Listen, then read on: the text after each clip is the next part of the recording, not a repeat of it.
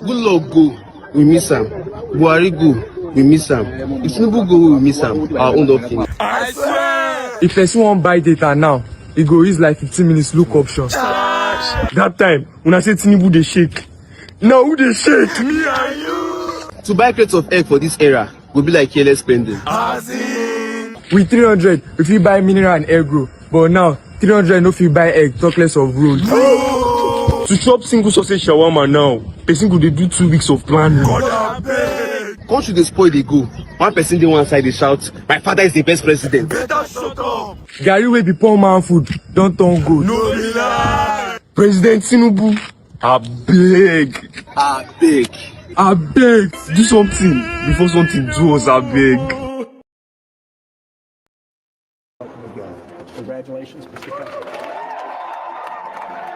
The first item that President Trump is signing is the rescission of 78 Biden-era executive actions, executive orders, presidential memoranda, and others. The next item here is the withdrawal from the Paris Climate Treaty. This is a proclamation guaranteeing the state's protection against invasion based on the current crisis at the southern border. So this is January 6th, and these are the hostages, approximately 1,500 for a pardon. Full presidential pardon, that's what we got. Nobody gets those, people like me. Marco Rubio has been sworn in as Secretary of State. And Bondi was sworn in as Attorney Tulsi Gabbard as the nation's intelligence chief. Air Force One is currently in international waters, the first time in history flying over the recently renamed Gulf of America. The Prime Minister and I focused on the future, discussing how we can work together to ensure Hamas is eliminated and ultimately restore peace to a very troubled region. The president spoke alongside Jordanian King Abdullah. Modi and Trump's friendly report. The president hosted French counterpart Emmanuel Macron. British Prime Minister Keir Starmer was at the White House. President Trump has cut short talks with Ukraine's leader after an extraordinary Oval Office meeting. Your country's in big trouble. Wait a minute. No. You've done a lot of talking. Your country is in big trouble. I know. The people voted for major government reform, and that's what the people are going to get. They're going to get what they voted for. We are told that they've been told to telework, which is the exact opposite of what they told everybody else in the federal government, which is you can't telework. If you really want to make America great, that's what you do.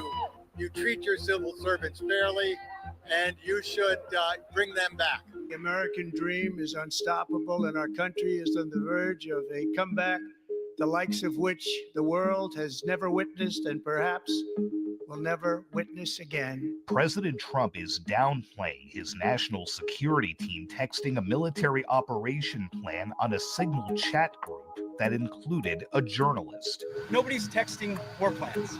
I'm going to buy because, number one, it's a great product, as good as it gets. And number two, because this man has devoted his energy and his life to doing this. I think he's been treated very unfairly by a very small group of people. We're going to get them out. We're coming up to get you. I've authorized Elon. I said, can you get them out? Because, they've been left up there. We have Liberation Day, as you know, on April 2nd. What does his Liberation Day mean to the people that are shackled to debt? In a few moments, I will sign a historic executive order instituting reciprocal tariffs on countries throughout the world. President Trump is digging in his heels even as global markets plunge and recession fears grow over his tariffs. More than 1,000 hands-off demonstrations took place across the nation this Saturday. People gathered to protest the Trump administration's actions on government downsizing, the economy, human rights, and other issues. First of all, President Bukele said that he is not going to smuggle a foreign terrorist back into the United States of America, as many in this room in the Democrat Party seemingly want him to do. What the Trump administration did admit in court was that Comar Abrego Garcia has been mistakenly detained.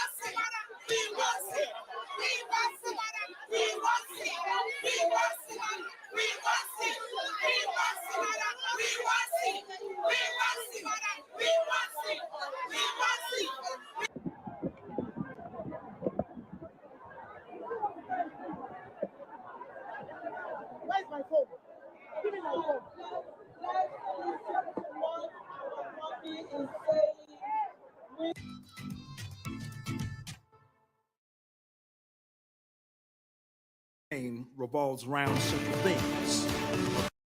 AFRICOM's campaign revolves around central themes of ensuring strategic access, countering threats to the homeland and U.S. interests, preparing for and responding to crisis, and lastly, bolstering our allies and partners.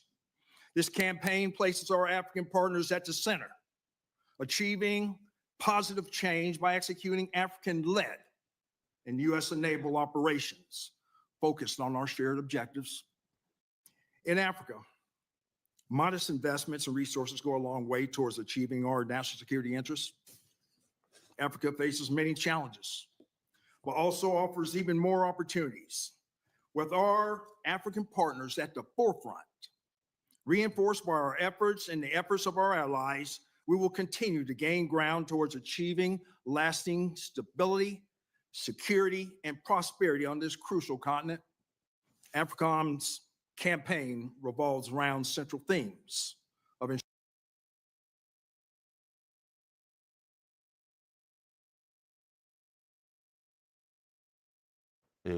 better view of the flame.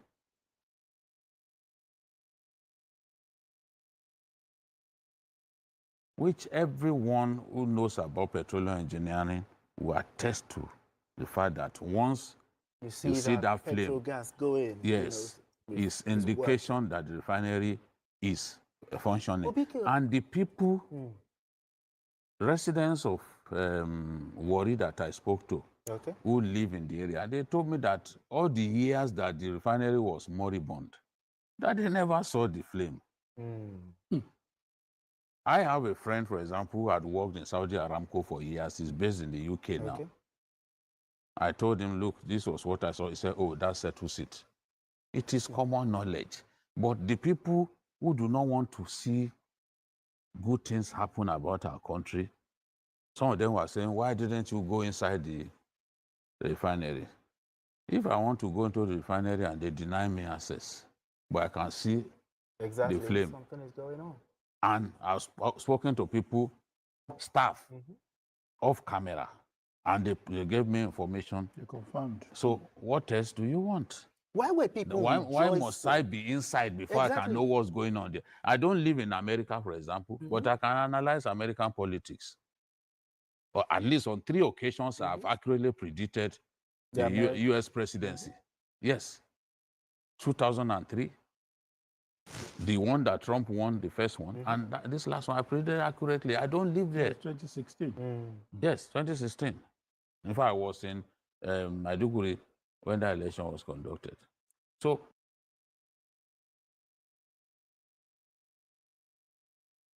time to show up now. Let me see. Let me get this thing sorted out. I think it's a little bit all over the place. Let me get that one up. All right. Thank you for joining me today. I think I Speak the Truth is here. Femi KJ is here. And Femi is also here. Femi was here before KJ, let's be fair. But KJ is a moderator. But that said, I think you've all seen some of the footage that has been played. There are very, very few standouts that I see going on with the videos. The Trump issue with Zelensky, the tariff one, and the border issue. Those are 3 big ones. The border one is the one Trump is really popular on. And for the life of me, I don't know why he doesn't focus mostly on that one. The tariff one is killing him. He's got the worst rating in all presidency. I think you have to go back 70 years before you get that kind of rating now. So that is Trump. You notice that video I played about Simfubara. The women are protesting, and they keep having this issue in that state. Whenever they go and try to do something, they hit brick wall where people tell them that we are not for your first lady. People are really pushing back against Tinubu's wife, man. It's like Tinubu's wife is the president. Why are they not pushing back against Tinubu himself? Anytime his wife goes anywhere, they're like, we are not your first lady, or you're not our first lady. They keep pushing back against her everywhere she goes. So poor lady on that one anyway. I don't know whether I should be saying that. But then there is also the issue of CENTCOM, AFRICOM, this thing. general, an American 4-star general, a black guy, as always. There are two critical points he made that I think that should be really highlighted, because this is the strategy I said is probably the reason why Africans are blind today. They do that all the time. It's a tactics that they use against Africans that have kept Africans in the dark. He used the term African-led, and he also said this thing, their partners, the partners that they have in Africa. He does, because he emphasized it. There's a reason why he said, he really emphasized that point, because he knows without that everything will fail. They always emphasize using Africans against Africans, because if they come with their guns and their ships and everything, the whole black community will wake up. And not just in Africa, it's going to wake up all over the world. You can even see that with the attempted assassinations that Fubara, I don't know, Steve Fubara, Traore, Ibrahim Traore, he has experienced in the Burkina Faso. Because of those assassination attempts, the entire globe is beginning to wake up to the fact that, okay, the West is doing this stuff. Even African Americans, that they are not even on the continent, the guy hasn't been killed yet, they are reacting to it. This is the point I've been making, that they deliberately keep us in the dark so that our people don't wake up to the truth of things. And that statement that general was making makes that emphatically clear. Let me just play it again, because it's a very short video, to be fair, so that people really get it, what he's trying to emphasize there. And he also emphasized the point that with little money that they spend in Africa, they go very, very far. Let's hear it again. Ensuring strategic access, countering threats to the homeland and U.S. interests, preparing for and responding to crisis, and lastly, bolstering our allies and partners. Whom are their allies and their partners? Not the nations, the presidents. That's what he's referring to. Let's go. Campaign places our African partners at the center, achieving African partners at the center. Not them. African partners at the center of it. Positive change by executing African-led and U.S.-enabled operations focused on our shared objectives. In Africa, modest investments and resources go a long way towards achieving our national security interests. Africa faces many challenges, but also offers even more opportunities. With our African partners at the forefront, reinforced by our efforts and the efforts of our allies, we will continue to gain ground towards achieving lasting stability, security, and prosperity on this crucial continent. Africa. How he emphasized it twice. He came back to the same point.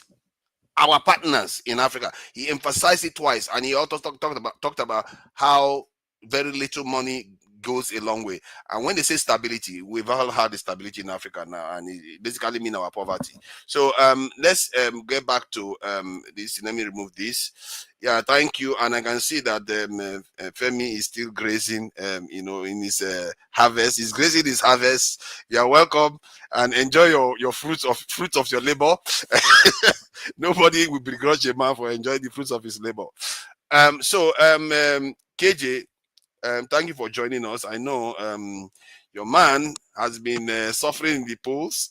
He's been dragged all over the place. To be fair, he is dragging himself all over the place. If Trump had focused on immigration alone, his popularity would be through the roof right now. So what do you make of his first 100 days in office? I don't know where you get your own polls from, but for an independent analyst from Africa, looking at what the man is doing for his country, a person who has been able to move more than $5 trillion to the economy of his nation, whether you like his policies, all of policies, or you like some of it or not, I don't think somebody who is planning for his country to go down, irrespective of the fact that some people analyze that America has come to its peak and from this moment on is going down. And this is somebody who has said that's not going to happen, and he's doing everything possible to make sure that his country remains on the cutting edge. Obviously, when you say, like he explained, I listened to one of his videos this morning, he was explaining, concerning the car makers who came to him and said, You know what? We agree what you're saying, but you see, it's something that will not happen over. And so he reduced the tariff to 25% until giving them time to be able to build up all that they need to be able to make their manufacture their vehicles completely here in America. I think any leader who wants his people to have industries where they can work and be able to feed their family, that person cannot be said to be doing evil. Even though majority of the people may not, some of the people may not understand it, but that's a correct policy if you ask me. Let us also bear in mind that 80 million Americans voted him in. So 80 million Americans cannot be wrong or true. And I also want to say, as a media personality, or rather an expert in media, I know that the media chooses on which side they want to be. A majority of the media in America are weighing towards the Democrats. No, So I it agree with depends. you there. I agree with you So there. But do you have any problem with the fact that one, he's starting policies that he knows is damaging the US? I don't know whether he knows even whether he cares.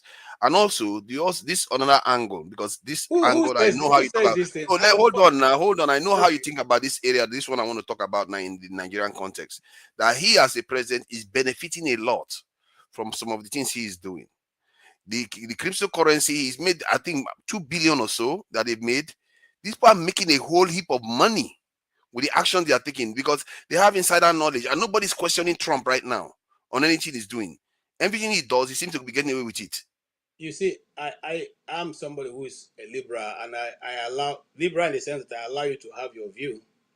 Your view may not necessarily be correct, but I allow you to have it. But It's how your about view. the potential of conflict of interest? He's making a lot of money from his You policies. see, the little I know of America, America is not like Nigeria, file, where people can make policies to suit themselves and their family, and it to be allowed to stand.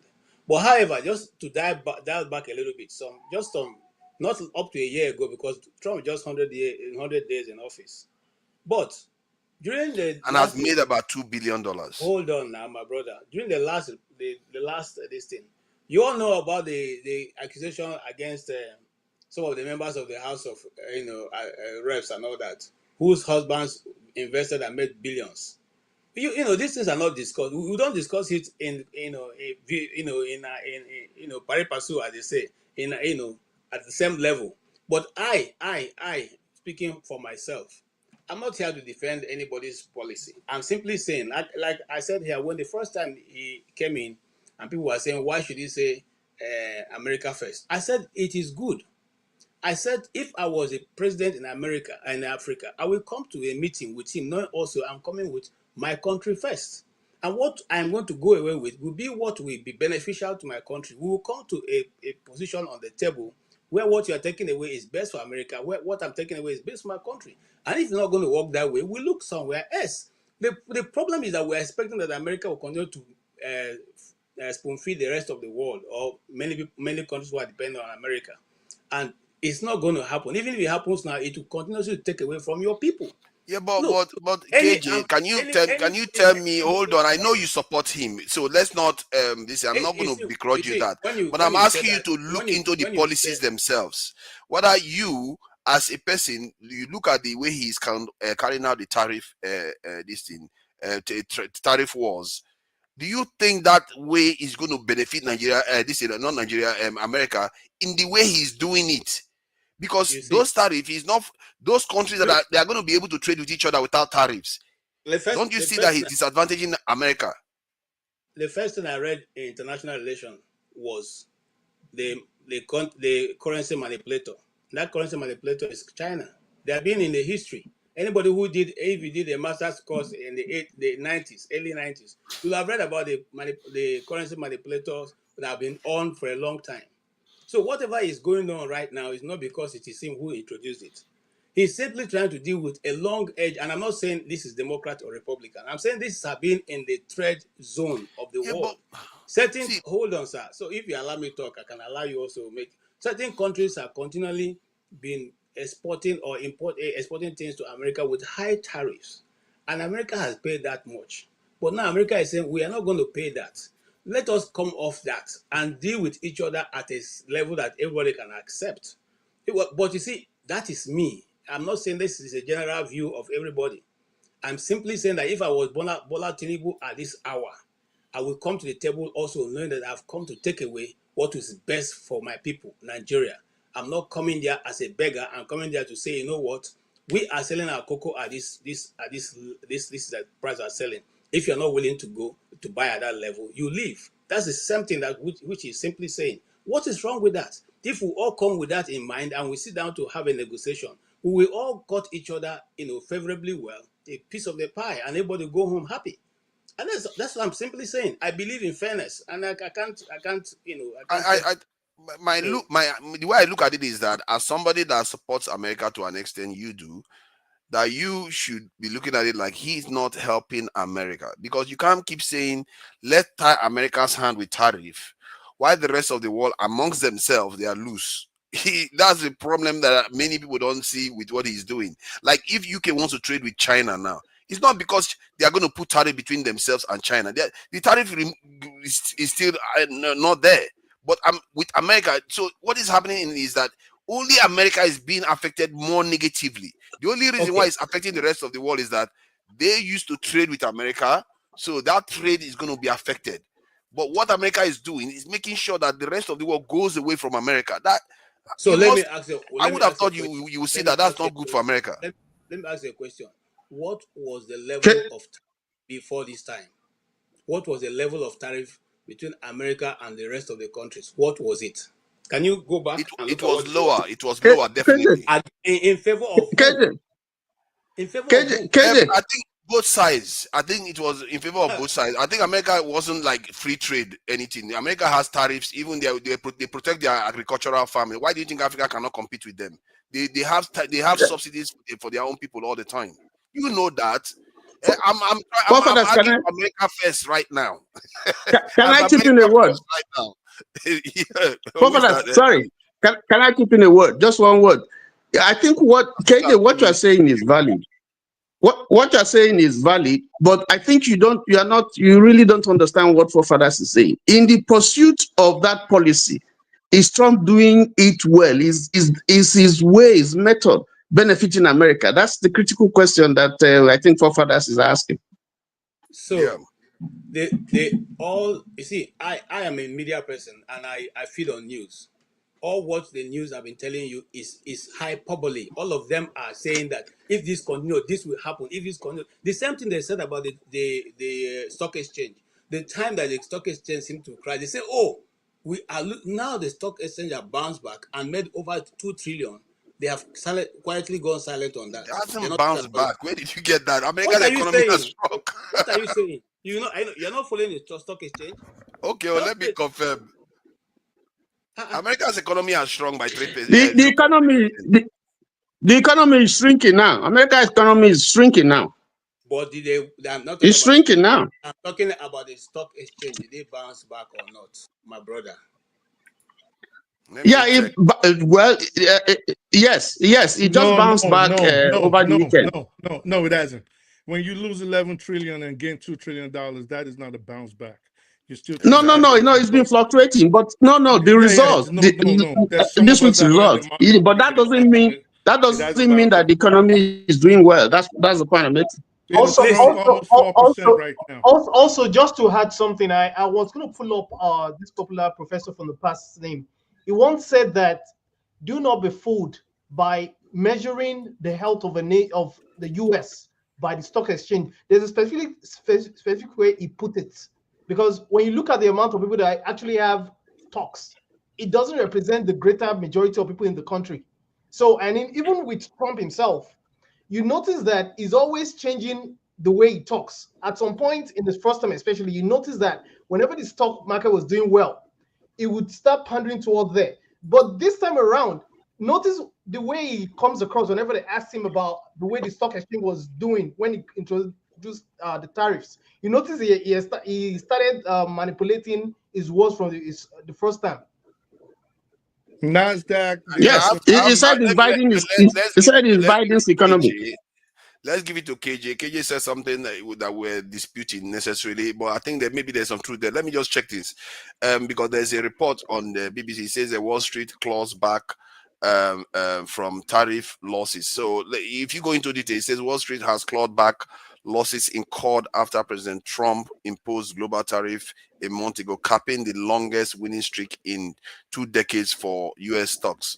Shares saw gains for the 9th day in a row for the first time since 2014. Okay, so it could mean that the stock has risen back again, and Forefathers, we all know the reason why he did economy that. is tanking anyway. It doesn't matter.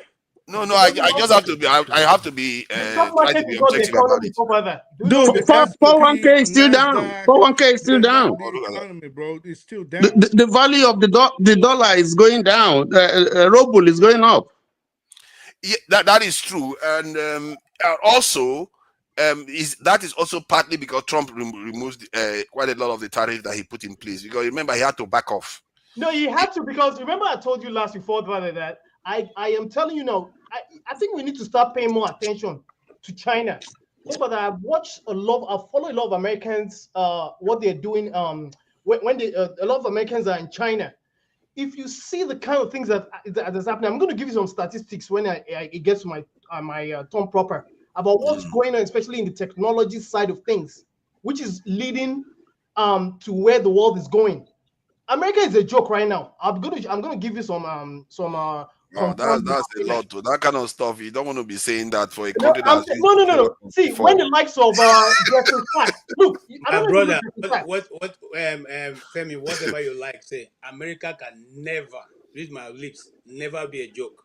Not now, not in future. where China is, Go back right to now, KJ, where China is right now, China is moving faster than America. KJ, That's I don't for think you sure. know what's going on. Yeah, I don't think you know. actually speeding up. Let me tell you something for the benefit of those of us who are Africans. We should even pray that America doesn't go backwards. You know what? Because when China takes over the leadership of this world, hey, Femi, what indices are you using when you say America is a joke? Like, what criteria are you using? No, so I'm talking with respect to where we're headed. If we're not careful. If China is friendly, why not you relocate to China? Like what?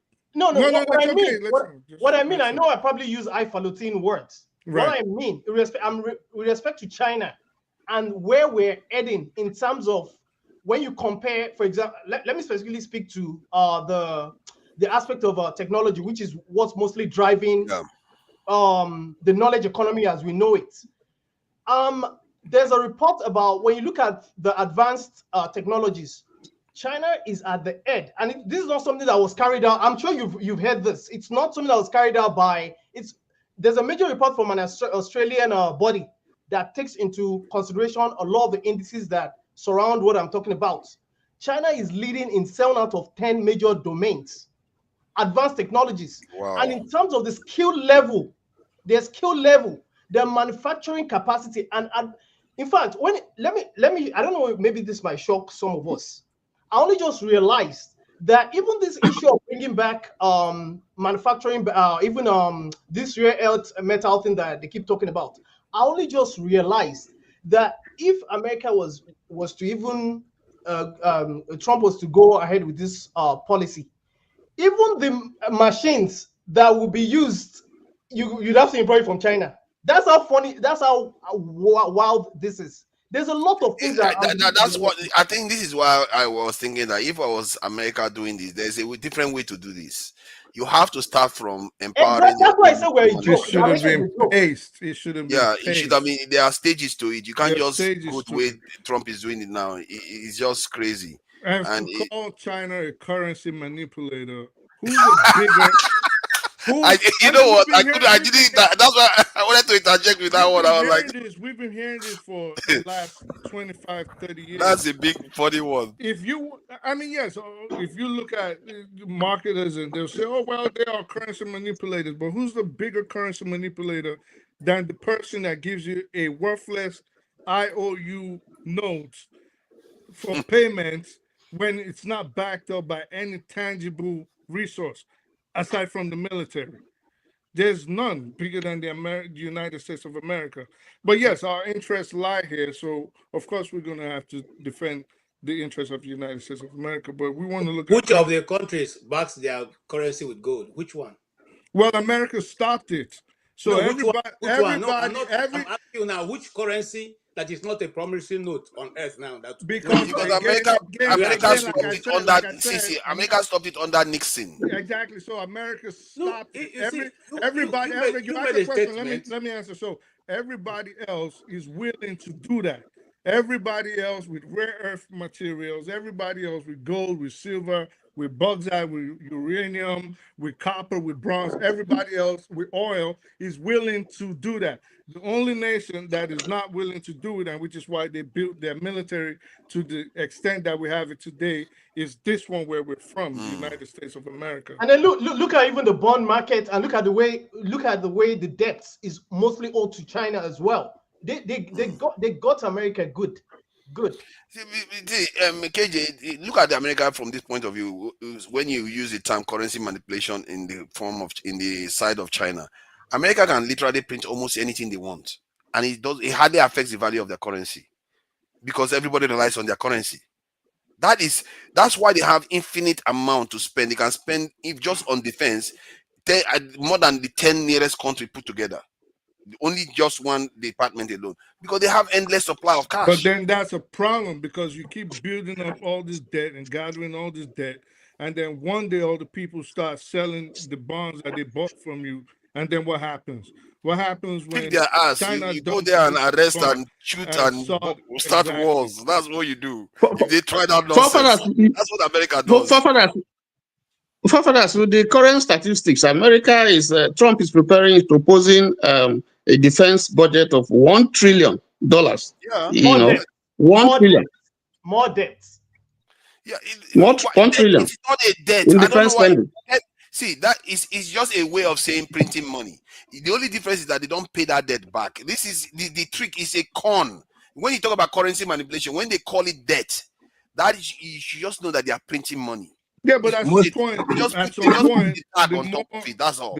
The more powerful countries like China get, the more influential countries like Saudi Arabia get, the more influential Tell me countries how like China. No, let me answer me this question now. Tell me how China, because this is a very interesting point when people talk about this debt that America owes other country. Tell me how China can use its debt to affect America. I don't know. How? What do you mean? Okay. Let's say America owes China. How does it affect America? Let me ask you, what do you understand as the debt that we're talking about? What I understand that is debt is that it's debt. You owe people money. If America borrows money and America but what kind of money? We know that is money, but what kind of money do you think they owe? How do you think they owe? They owe it in dollars now. By and large. How? Do they just say, America, give me $1, or how? They borrow it from the Chinese. Okay. Or the Chinese somehow invest their money in it. In return for?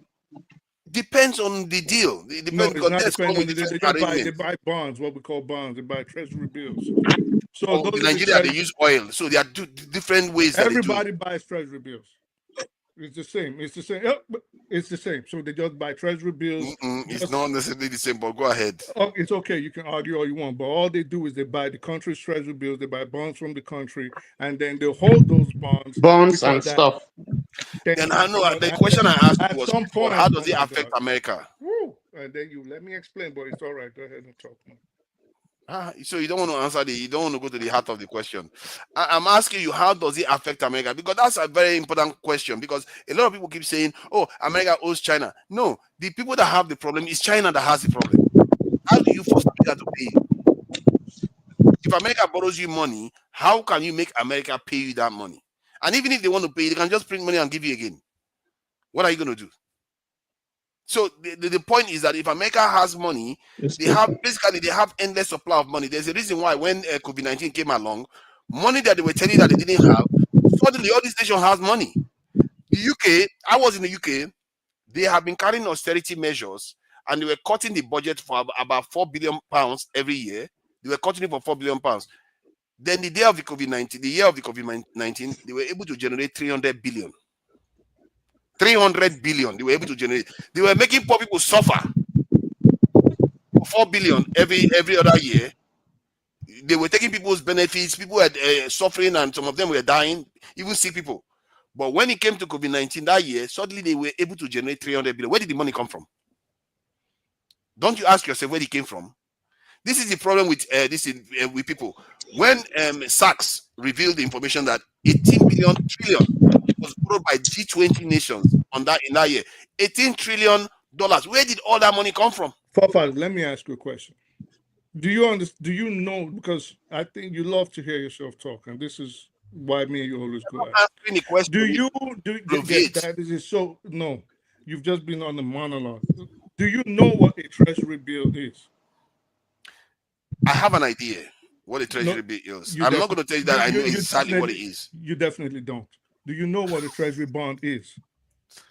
I have an idea. You definitely don't. So what you're going to do is go read up on what the treasury bond is instead of... See what he's doing? He's not answering the question. He just pretended as if he knows something special. Answer the question. If you have the answer, you'll be able to tell us here. Tell us how this affects China. How is China going to say, okay, because you owe me so much money with all these treasury bills or treasury bonds, I'm going to squeeze your neck? Tell me. So, Fafana, please, if you don't mind. So I was trying to tell you something because it's not like I'm an economic expert, but someone I like to follow a lot and who criticizes both the Democrats and the Republicans, Professor Jeffrey Sachs. The way he puts it, it will tell you straight up that, first of all, even the value of the dollar would first of all reduce, and that is on top of the fact that especially because China being the highest creditor to America in terms of soaking up whatever debts that America owes to them, it becomes a lot more difficult to now trust America. Because how difficult will it be, especially when you default? As a matter of fact, I don't know if you're aware of this. At some point, the Peter Navarro, who's supposed to be the economic advisor to Trump, they were contemplating even going as far as defaulting on the debt. There were insider mentions of this facts. Now, the greater consequences in addition to that will be that a lot from, again, not because I'm an economist, will be the fact that a lot of people who are already pivoting towards the BRICS nations will now, and even our investors will now decide that, you know what, there's no point in putting ourselves into further risk.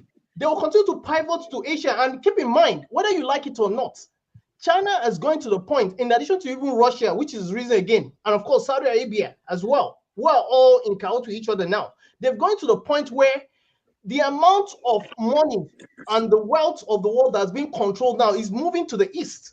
So do not take it for granted that the American empire will go on forever, because I think we're taking it for granted, thinking that America can never be number two or something. There's no empire that stayed on forever. Remember, there was once a British empire in the not too recent distant past.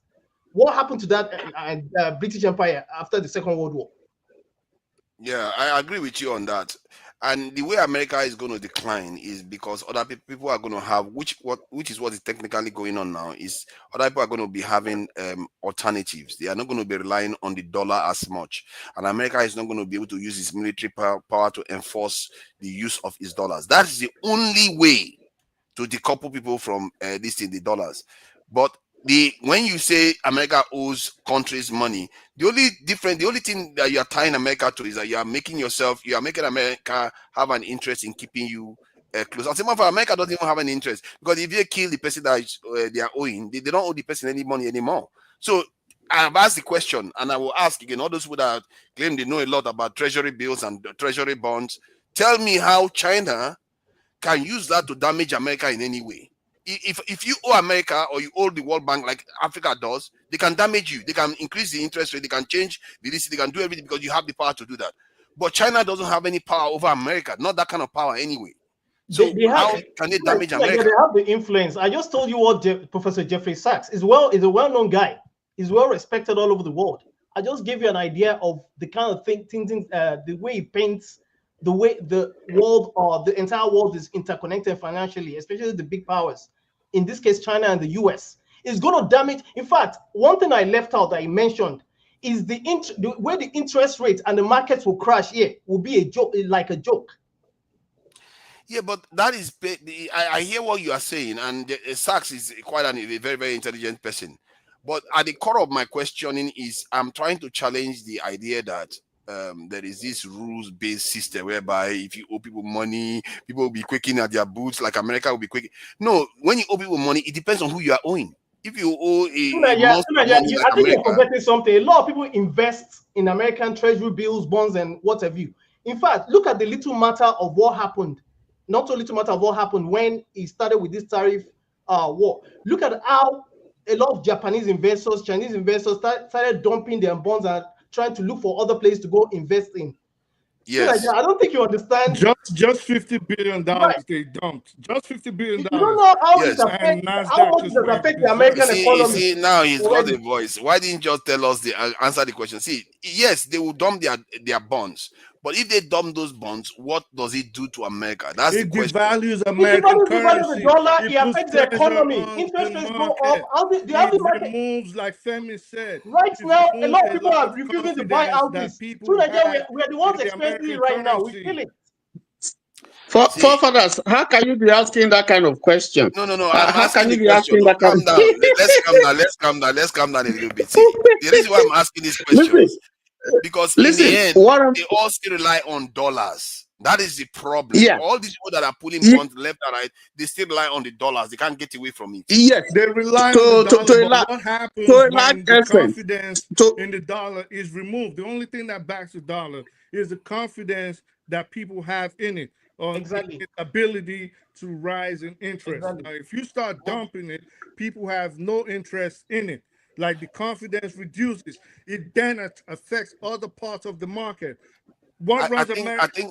See that point you made just now. I'm not going to disagree with you because I said something just similar a moment ago when I said the way America is going to lose its power is because people have alternative. What Femi just said about removing money from American Treasury and putting it somewhere else, because they have alternative now, and that alternative tends to be China or China adjacent allies. It's They even tend to be more. the alternative, like the I BRICS. don't think it's even as simple as the way you put it. One thing I realized in the past couple of months is that when at the height of British dominance and just before the war, I think either World War I, World War II, when Britain was spending more money on defense, just like America. See, there's a template for this thing, just like America is doing right now. That was when the British economy started going down. Because keep in mind, there was a time, in a way, technically the pound was like the if you will, like the dollar of today. And maybe for your information, I don't know if you're aware of this. The BRICS, they're having a meeting in June or July in Brazil, a major meeting of the major conglomerates, because they're trying to fast track the alternate currency, what's it called? Reserve currency. The payment, what do you call that in Payment the system, like the SWIFT system? Yeah, they're actually perfecting it. The technology is almost ready. So that China already has But what you are saying is that doesn't affect the loan aspect in terms of America. I'm talking in respect to the dollar, because see, don't make it look as if remember there was once a Roman Empire. The empires have come and gone. It's almost like Trump is actually fast tracking the decline of the US in terms of the parameters that we're talking about. I'm telling you now, to Nigeria, do not overrate. I agree with you on that, but ask yourself this question: if America owes you $10 billion, do you want their currency to depreciate 10 times so that it becomes the value you get is far less? Do you want that? So you can see that this thing is not as straightforward as people like. Well, you can want it if you're a China and you are in a position to become number one. Then you know in the short, exactly that is my point. And you know in the short term that if I destabilize this person's economy and I destroy their society, I have the chance to be on top for the next 1,000 or 10,000 years. So if you are China, you can push for a situation which BRICS is trying to do now. And Femi, I would hope BRICS at some point. I would hope. Yeah, please, let me finish. So I would hope at some point BRICS kicks out India. But if you are China and you are Russia and you are building a system like Femi just brought up, where you can bypass SWIFT, which that is the only reason the Russian economy did not go bust, because they had an internal system where they could bypass the SWIFT system, which was taught to them by China. China has built the same thing, and China is trying to now pass it around or connect the remaining BRICS nations. That's a solid point. Yeah, and if they can that's a very solid point. If they can bypass SWIFT, which is what the meeting in Rio is going to be about in next, America is in trouble. One of the things that America came up. See, we have not been. Sorry for interjecting. The reason why my concern, all this one we are saying, I agree with it already. That still goes. Everything you just said that still goes to the point that I made earlier on that is how alternatives have to be created. However, the point I'm making is that America owing money, America owing people money right now. What damage does it do to America? I was trying to tell you. We gave you examples already. What is the example that people take their money out of America? And right now, it's affecting the economy in that is not ways. the debt. Is that the debt that they're taking out? No. But we're giving an idea of what could happen if the debt there was going to be even as much as the default. From investment point of view, the effect is going. Why do you think he's begging investors to come to America? Why? Because they want to actually build real industries instead of financial instruments. He wants to build industries in America. That's what he wants to do. The real thing. I think first of all, we're spending too much time on this topic. Number two is that what Trump's leadership is. I mean, I don't know why. Forefathers, you know what Warren Buffett said about Trump's tariff policy? Yeah, right. He called it an act of war. Yes, he called it an act of war. I mean that's a multi-billionaire, one of the richest men in the world. Anthony, Warren Buffett is trying to protect his money. Don't mind them. Yes, Warren Buffett wants to protect his own interest. If Trump a tariff on, let's allow Dexter to say something. He hasn't said much. Sorry, Dexter. I haven't said anything. He has dumped his. Yeah, I know. We are going to come. Bonds. We're going to get it organized soon. And he called it act of war. But he had dumped it and made money. Anytime you impose a tariff on another country, especially an adversarial country, it is a form of economic war. That is what it is. It is just war without bullets. That is what the tariff usually is against. And I mean, if it's your friend, you're not going to put a tariff on them. So if you impose a tariff on someone, especially with the kind of relationship the United States and China has, that is a stance that you have taken, that we are about to go to economic war. And that is what is going on right now. Forefathers, let me say something. I mean, look at how much Tesla has lost. Look at how much Elon Musk has lost. The share value. Elon Musk is not crying. He was crying. Oh, no. He was crying seriously. He's not crying. Who said he's not crying? Who said he's not crying? Who said he's not crying? He's pulling out of Dodge. He's pulling out of Dodge. He's quarreled with almost every secretary of Trump. We are spending time. Number one, we are not talking about ideologies, and we are spending time talking about people. No, but you're giving us false information. Can we let him make his point? I don't even know the point he's making. He just jumped into his mouth.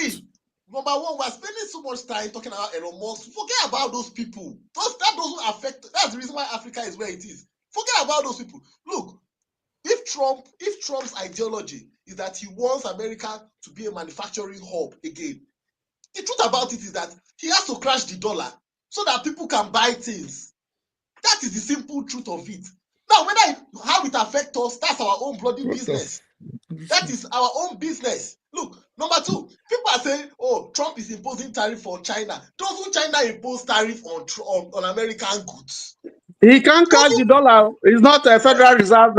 This thing. He can't crash. This is not. He can't crash the dollar. There's no way Trump can crash the dollar. Only policies can crash the dollar. That's interesting, actually. That's an interesting policy. If you take a policy, you can crash the dollar. Now you want to crash the dollar when you haven't even started. The Federal Reserve is there. The Federal Reserve is there. That's why they exist. What are you going to sell? What are you going to sell to people if he's crashing the dollar like he is? China places tariffs on American goods. That's an interesting point. I never thought about it from that point of view. Please, can I ask you a question? Please? I beg you. So Justice Sachs, he explains something in a very simple way, what a tariff is and the reason why America finds itself where it is. And this is where he explains it. And it's going to lead to my question. He said, imagine that I go to the gas station to buy something in the shop there.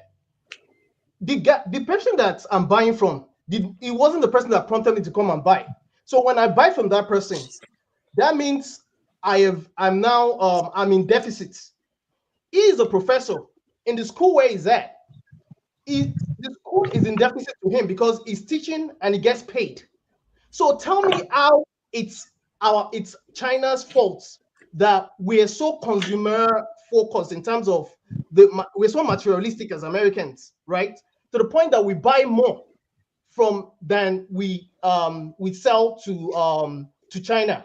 In addition, it wasn't China that asked all of these greedy American investors that want to make more money, which I don't blame them for. They were the ones that moved a lot of the manufacturing concerns to a place where they're going to pay, they're going to get more returns on their investments. Okay, explain to me how that is China's fault. Femi, look, it's simple logic. What you have said, if you just think about it, you understand it. Let me tell you something, Femi. Look, are you a businessman? I'm not. I don't have to be. Okay, fine, good. Since you're not a businessman, that's why you seem to be looking at it from the employee point of view. Look at it from the business point of view.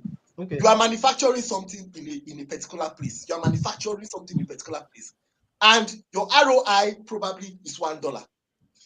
You find out that the same thing you're manufacturing here, if you go to another place to manufacture it, you manufacture it at a cheaper cost, and your ROI will move to $5. If you're a businessman, it's a no-brainer. You move your business to where it's cheaper. How do you now blame China for that? How do you blame China for that? That's my question. Good. It's a good point. Now, if another leadership comes into play and say, look, we want to bring the people back. What countries do, the way countries protect, it's just like Nigeria. Nigeria wants to protect something that they are manufacturing. What do they say? No importation of, stop importing rice. Don't you know that's a policy that affects Thailand? Why don't you deal with the people that are taking the jobs? Wait. Do you know that anytime Nigeria says don't import rice, it affects Thailand? That's why you start having smuggling. Dexter, but why don't you deal with the people that are taking the jobs out? No, I'm trying to figure out. Let's hear him out here because I'm just doing some calculation that maybe there's a method to this madness. Femi, America runs on and is a capitalist system.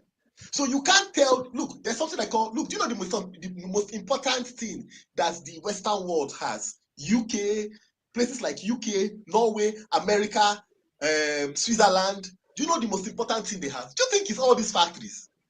Do you actually think it's factories that is the most important thing? The most important thing is IP. Do you know what an IP is? Intellectual property. Okay, so please excuse me. That is the most important thing. Actually, it's not. Let me give you an example. Okay? Excuse me, please. I don't want to lose my train of thought. Excuse me. So let me give you an example. Presently in the UK, there's a company that is making, what do you call it? They want to start making contact lenses, but these contact lenses are customized for each person's eyes. Now, they are building the machine. They are building the machine to make these contact lenses. But guess where they are building the machine in the UK. But guess where the contact lenses, where these machines will be installed? These machines will be installed in Taiwan. And they were giving me the analysis of it. The machines is going to be installed in Taiwan. It is cutting edge technology. But they are now thinking, should they make robots to be making this contact lenses? Yo, what's the point of anything saying? Like the contact lenses, Oga, please keep quiet. Let's hear him out. Maybe there is something to be said about it because I think it's not as simple as I was thinking at first. The contact lenses are going to be made by robots. But do you know the analysis they are considering now? They're not saying, why don't they use human beings to run the machine? And the analysis shows that machine to human being in Taiwan, that human beings will be more efficient, that what it will take for them to gain back the money for building a robot to carry that operation, it will take like 100 years. Now, they are going to take that machine to Taiwan. Machine is being produced in the UK. But what am I trying to tell you? The most important thing is the IP. who makes the machine, who designs the machine, that person can do it at any point in time. So they will take. Sorry. Listen, I think that's exactly what I was thinking, because what you said at first, anybody would jump at your throat and say it's crazy. However, America is not like Africa. America is not like any, or even Western countries are not like that. If they don't get trade coming in, they have capacity to create things. Simple. That's the IP is referring to.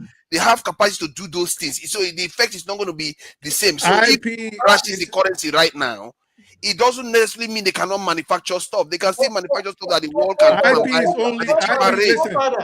Right now, there's a projection that pretty soon the shops are already going to be emptying because China remains the factory of the world. This thing's not as easy as you're making it sound. That is true. Femi, those factories, those, you know that only an intellectual property. Apple is decoupling from China. Dependent on if you are a respecter of the law. If you do not respect the law, like the moment America imposes tariffs on China, what did China do? China said, "Oh, you want to F with us like that? All right, we're going to show everybody how much we make it. We're going to show everybody how easy it is to be made. And we're going to show everybody that you are fleecing the market, the global market." And what did they do? Go all over TikTok and all these Nike boots, the designer, the luxury good, the Hermes bags, they just started showing us like, listen, we make this shit for like $15 and we sell them to you guys for like 10,000, 5,000, 7,000, whatever. So IP is different from that. That is the low. Look, you're telling me what IP is? Are you drunk? You're talking about the low end, about money. Money is paper. It can be bought. When did I talk about money? What gives value? What gives value? It's not that paper. It's the intellectual property of it. That's look, if I can manufacture, Femi, if I can manufacture, look, if I can design something, I can give you the design. But I know that, look, even when I give you the design, I can redesign another one for myself. I'm the one that has the power. Wasn't that what I just said about China? You were talking about money. That China now said, okay. Did I say anything about money? How is Hermes money? But because you guys come on here, you want to pretend you know what you're talking about, and you want to just argue and talk. I said. He didn't insult you now. No, yes, I will be, because I do not appreciate the fact that people just come on here like they just want to argue and misinform the public. It is very simple. If you don't know something, I don't know it. Don't come on here and try to pretend. But what did he say that was so wrong? He said I was talking about money. I did not talk about money. I said IP is only respected as far as if the people involved in it want to respect it. That was how I started off. And I said, this is what China did. I said, the moment they imposed a tariff on China, what did China do? China exposed the technology and how they make, well, I did not use technology. I said, for example, they exposed how they design Hermes and how much they make off of it and how much it costs them. I said they exposed all these things, the designs, everything. They expose it. The blueprints, everything is all over the internet. Everything. What? They exposed it? I didn't know that. Nigerians should be copied now. Sorry. Even the iPhones. No, sorry for yourself. Even the iPhones, they exposed the blueprint to the extent that Apple decided that they're going to be making it in Brazil. Yes. Not only that, they want to make it in Brazil. You are misinforming. You are misinforming. You don't even live in the United States. You are misinforming. See, Dexter, both of you are not very far apart. Let's just hear each other out. You are not very far apart. Apple was already decoupled. Can we calm down? One at a time. Us here. Apple was decoupling from China already. What China did, they started exposing the blueprints of how to make all of this. Show us one blueprint. Can I finish speaking? They even passed a law in China saying there's no point for intellectual property protection. So you can expose it all you want. And that is what the Chinese have been doing. It's good. Who made the intellectual property? The question is this. This is what I'm trying to tell you, forefathers. I design something. I give you the intellectual property. I am the one that has the capacity to design. So whether you expose, look, technology has moved on. Chips have moved on. If I give you the idea of making a second generation chip, you go and expose it. That's your business. I've moved on to 5th generation chips. So that's what I'm trying to say. The most important thing is the person that can design and owns the intellectual property. If I give you the intellectual property, what is the point? And You won't keep can't. hopping. We know by now. Hold on. Okay, let me try to calm this down a bit. See, I hear what spiritually is saying, that there is only to a level that people can respect intellectual property based on enforced international rules. But there is also the point where that Dexter is making, that if you have the capacity to make new ones and you're already ahead in technology, it's not going to matter. Let the other ones have what they're going to have. Then you can still manufacture. At the core of it is this trade tariff thing, which I am trying to get into, where Dexter is coming from, that America is trying to collapse its currency.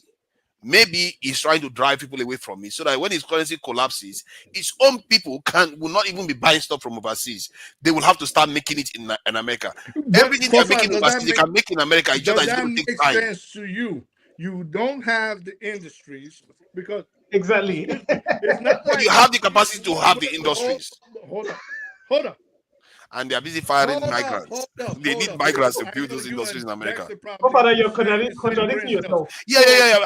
Yes, I can see that. I'm thinking about it myself. How long do you think? How long do you think it's gonna take? 5 to 10 years. An industry, 7 years. an iron ore smelting plant. How long do you think that's gonna take? Iron ore smelting plant. If you go full scale, 5 years, you can get it in place. Okay. Then we're gonna wait for 5 years before we have all the workers. I speak the truth.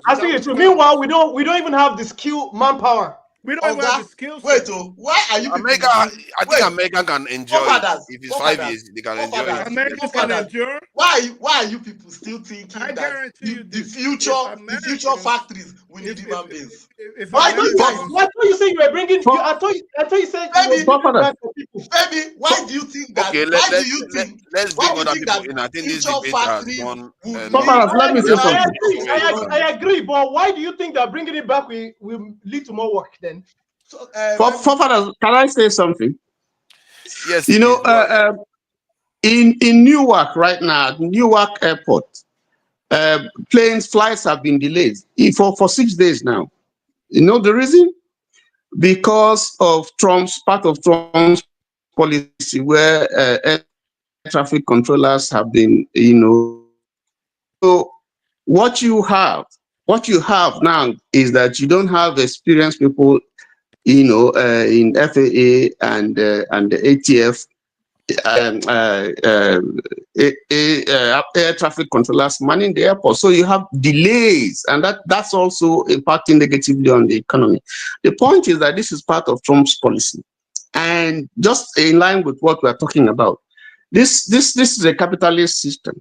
If you don't think through a policy, first of all, the impact is good. The impact that is going to have on business within your country itself, such as we are having now, is going to be tremendous. So what we are saying is that there's no way in a capitalist system. We're trying to dismiss the factors of demand and supply, because they also play a part in determining how prices go and how the cost of things and so on and so forth. It's basically about profits. I'm following you. Like, it's basically about profits. Yeah. And then you have a moderating. That's why the central bank is there. The Federal Reserve, is there to moderate. Ensure that the economy doesn't just go, spiral and crash. So when we are talking about, I'm just reacting to the policy of what Dexter is saying, that Trump can just put in a policy that will just crash the dollar. That is going to cause a world war, because the dollar is tied to so many transactions internationally and locally, and it's not going to happen, because that will lead to Trump's impeachment. It will definitely lead to. In fact, already now they're talking about impeachment. So, let me just share something quickly. Because. So no worry, you're going to come in very soon. KJ, I hope you see your life now. All the trouble you have just caused in the last how many minutes. So let me just share this video. Some people are saying that robots can do a lot of manufacturing. it is possible, and the argument that Dexter made about the UK and the people, IP right holders are still looking to go to this in one other maybe South Korea to go and do their manufacturing. I really find that problematic because the West always go about money all the time instead of worrying about trying to start doing these things themselves. That is a bad idea. When you keep moving things overseas, okay, I'm not arguing for Western people, but I'm just saying, if you have common sense, you have to try to do it yourself, even if you go through the pain of the initial period, if you want to stay at the top. But if you want to play this game where you want to get cheap labor somewhere else, don't blame them. Tomorrow they start doing what China is doing. What happens when America, let's say by happenstance, they can build an industry tomorrow, okay? America can miraculously build all these smelting plants and all this manufacturing plants. They can and put them together tomorrow by some miracle, and nobody buys your goods. Then what? Then what? So I think they will buy their goods because the idea of buying goods is that you find it useful. No, that's not what I said. So let me jump in here. Where the noise is coming from. All right, let me jump in here. I have to say something. Hold on, you guys have been talking all day. I have not said anything. I'm not here to start arguing. Okay, so the thing is, Femi said some things that are very important. And I speak the truth about how when an empire, a global empire like the US, when he made the example like the British Empire, they start spending money on the military, on defense. And that's what we have now. But there's something they omitted, which is very critical.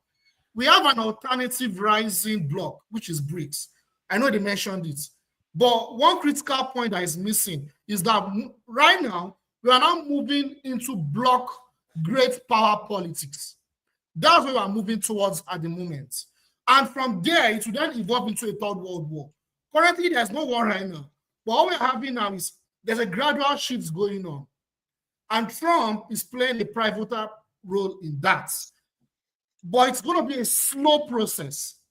The British, I think the British defense minister said it clearly, that they're going to go to war with Russia in 2026. And I think from now to the next 10 years, they are planning a war with China. It is not a Trump idea. It's a long-term plan. Barack Obama, in fact, if you want to even go all the way back to when this trade war, tariff started, it was not even under Donald Trump. It was under the Democrats. It was under Barack Obama. Barack Obama's administration decided to pivot to China when it comes to military spending. He brought up the idea of let's pivot to East Asia. Let's contain China. Why are they going towards China? Why are they targeting China? It's because China is a rising power. They are a rising power and they see China as a threat. So now they have to contain China and do everything to weaken China. But this policy has led to blowbacks. And these blowbacks are what we're now discussing. I'll stop there. Thank you. Yeah, thank you. So Jude is completely right, in his analysis, and I've been listening to everybody. And look, everybody has been having very good input, But I just want to ask a few questions, And it's nice to meet you all again, Happy weekend, and chat room, everybody, It's all good. Love you. Thank you for coming. Yeah, so I'm going to ask a question. Who here wants China to be the global power, the superpower? Who in this chat room would be happy to live in Beijing and have Beijing have all the power? Because, it's many times it's good for us to play this theory and dance around it. But, in actual fact, I'm not saying United States is good or the UK is bad. No, let me land now. You got to give me my time, right? Let me land. I'm trying to build something here. But it's part of the argument because this is a trade war. This is war for supremacy. Trump didn't start this war because he just wants to play around. And like Jide said, these guys are trying to decide who's going to be the boss. America is the boss. It's unquestionable. The question is, China is trying to become the boss. And the second question I would like to, one fact we know is that the BRICS countries, the BRICS are completely divided, right? If you know, see, those guys in BRICS are all running to become vice president. That's what they're trying to do. Who's going to outwit? China is second. India has a population of 1.46 billion. China has 1.41. So India has now more population than China.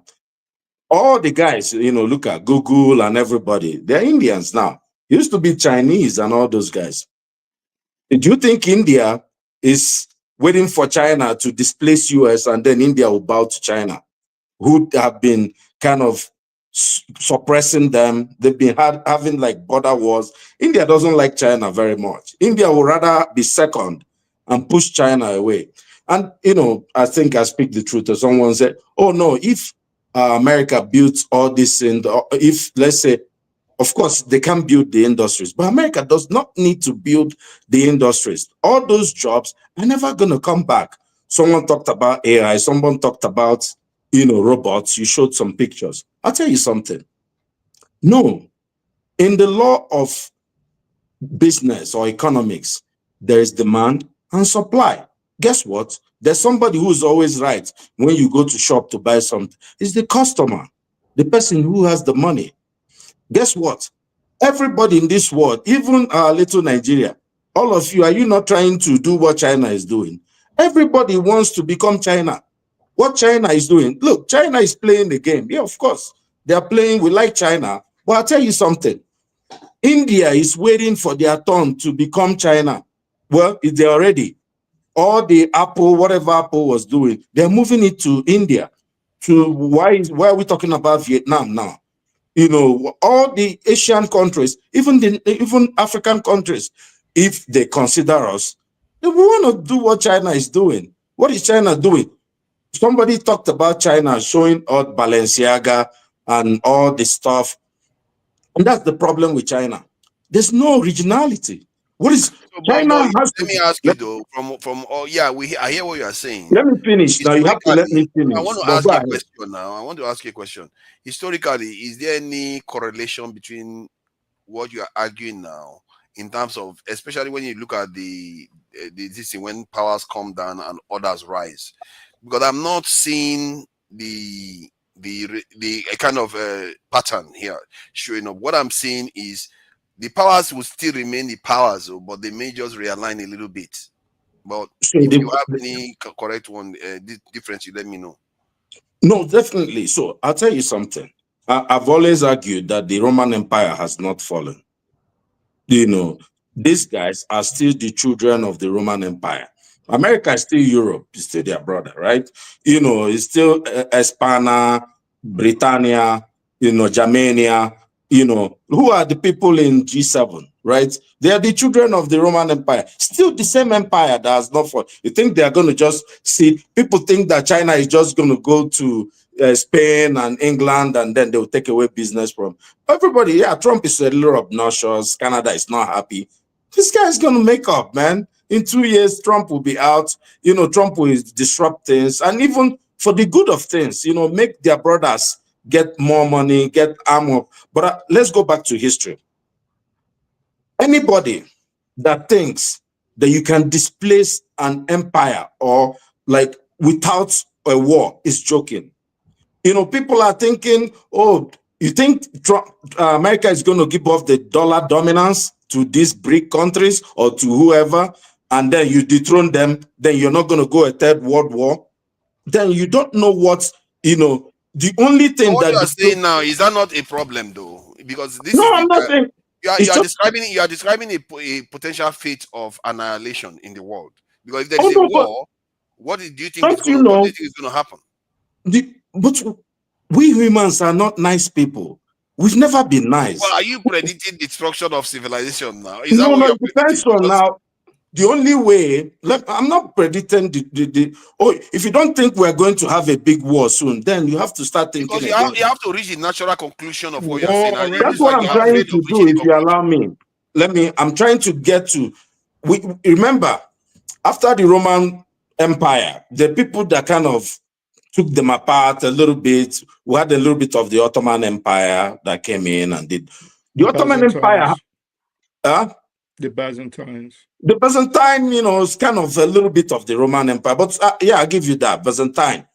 And then we have the Ottoman Empire. That was really the Muslim empire that kind of disrupted things, took away Jerusalem, which everybody had. Anybody that had controlled Jerusalem or Israel, has been like kind of the power for time being. We know for the past 2,000 years. It's kind of common knowledge. It was actually the Byzantine and the Germanic tribes, but we can move on. Well, let's not waste our time. Let me land. It took the First World War to take the Ottomans out. There was no way you're going to remove the Ottomans without a war. It was a world war. The First World War was what kicked them out, and what we have as all the Palestine or the whatever Treaty of Palestine. Now, guess what? These guys had to go and fight a Second World War when Germany built up. Germany was not going to bother UK, Britain so much. They're an island. Germany was going to do their thing, just take over a little bit of Europe and where did you get that from? They were already bombing the UK. What are you talking about? No, but if UK decided, because UK was meddling, remember who signed the Treaty of Versailles? It was the UK who was collecting tax, and America. They were collecting tax from Germany. I don't want to go too much because you asked about history. And France, okay. France, they ran over France. France is not. I'm just saying the people that stood stood against Germany after it's Britain. Germany was run over. I'm sorry. France was run over quickly. It's not. They're not. All this France making noise. It's just one time. Russia will just go there and take everything. See, the point for me is this: you cannot become a new empire without defeating the other empire. In a war, someone said America, how empires fall is that they start arming. That's not actually very correct. Empires, to remain an empire, you have to continuously arm more than the other people. That's what Rome did. They would take slaves and continue to find a way to modernize their, weaponry and all that. You can't become America. Then how would you say an empire actually falls? Sorry, how do you say? Because the British Empire fell. No. Empires fall from within. Empires. Don't go too far. Hold on. At Washington Post, now if you can go to Washington Post, go read what is just published. China has quietly dropped some of those some product from those tariffs. Go and read it. Let me just round up. I'll round up within 1 minute. I'll round up in 1 minute. America has done the same thing. How do you explain I'll round up in 1 minute. The American Empire. How do they fit into your analysis? I mentioned demand and supply. China, what is China doing? They're just providing labor. America has people in China are not buying stuff. Guess what? Who is buying stuff? It's people from the West. You can produce all you want. You eat your products. Nobody cares. People have to buy it. Now, there are people are being laid off in China. It's not easy for them too, because people talk about China as if it's one utopian kind of... people are suffering in China. They're making goods and they can't sell it to anybody. Nobody can purchase their goods. So, and guess what? Why do you think, Xi is going from Japan to what? Japan was number 2. Do you think Japan, have you met a regular Japanese person? He believes he's superior to Caucasian, not to talk of Chinese. They don't even look at Chinese people. So Japan is waiting for their turn. They are arming now. Germany is arming. So you think these people are going to leave seed number 1 spot? Oh, China, come and become superior and then we'll bow before you. BRICS, what is it? Brazil, India, Russia. India hates China even more than the US, right? Brazil doesn't care about China. They want to have their own destiny. Russia believes Mother Russia. Are you serious? An average Russian and a Chinese, they are going to subordinate. Russia is just using China to see if they can cling to something. So my point from is that history, does history not suggest that I neighboring think that's not the countries? case. Let That's me not the just case let me at let me just all, at ask the all. question. That's not At the all, at case. all. I think Let me just that's ask the question You're now. getting Does it so history wrong, not man. suggest? Does history not suggest that neighboring nations, even if they don't like each other, eventually come together to band against people that are more distant? If you look at European countries, they don't like each other as much, but they band with each other against other regions. but they have to And go to war. They have to go to war. That point that you when made. you keep saying war, Yeah. you are scaring me. Hold on. Any war that happens now is going to, it might be our last. Forefather, please, we have to 1 be minute, careful. please. I need to go back, Okay, please. yeah, I need go to ahead. correct something. Thank you. Nice. I love the analysis, even GD analysis. But before now, I was driving. I was hearing some fake news here. We need to be careful. People are listening. Somebody was saying that, oh, the stock market has recovered. I wanted to actually ask the person, which stock did you buy that has recovered since February? What happened? Stock went down. See, Trump took over power. The stock market dropped over $11 trillion. You are just getting peanut from that. And somebody was saying stock has. We need this information. We should not put out there. People are watching. I even heard Father himself. Hold on. Let me just share this information. I don't know whether I'm wrong, but is this, can you read let that? me break it No, down for the you. stock market has recovered, though. Hold on. No, Father, hold on, please. Hold on. Because I didn't just make it up. I actually went with the information that is available. Hold on. S&P dropped since 1957 when the S&P was created. It has never dropped under any precedent in the history of S&P. S&P dropped. It was all-time high at 617. It dropped down to 500. What you have gotten now, as I yesterday, it was at 560 something. These are numbers. Anybody that is claiming stock market has recovered, tell me one stock you bought since January that has recovered as of today. Tell me one.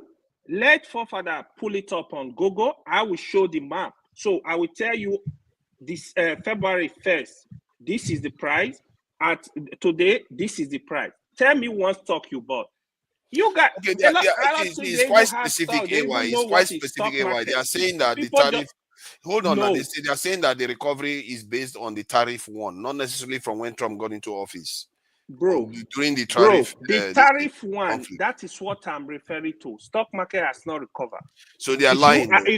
They are lying. Anybody that say that is lying. Okay, I'm gonna that's put it that's out an there. opinion. And if you agree, it's not opinion. It's not opinion. If you are saying that, tell me one stock you have in your portfolio. Let's pull it out. Let people see. Where do you think we are here? Do you Bro, think we are stock brokers? No, I'm just. Why are you asking us what So you're gonna be arguing with a trader? No, I have to argue with it. I have to go with the people that are releasing the news that are of higher level. So okay, why don't you try Ford Motors? Ford. Look at Ford. Ford Motors. Ford. We can look at stocks Pull of out Ford. Open Ford. Ford. Let's see Yeah. how we can Let's see find how this. it recover. Ford. Let's say Ford Motors stocks. See, okay. if you want to determine stock has recovered, you are talking of S&P, you are talking of NASDAQ, you are talking of the ETF, the big guys. You can even type in Ford Motors GM's interview, okay, where he was talking about tariff. Go, you can look at it. Those things are there. But remember, he also quickly rolled back on some of those tariff because of the parts. You remember? Yes, I'm talking as I yesterday.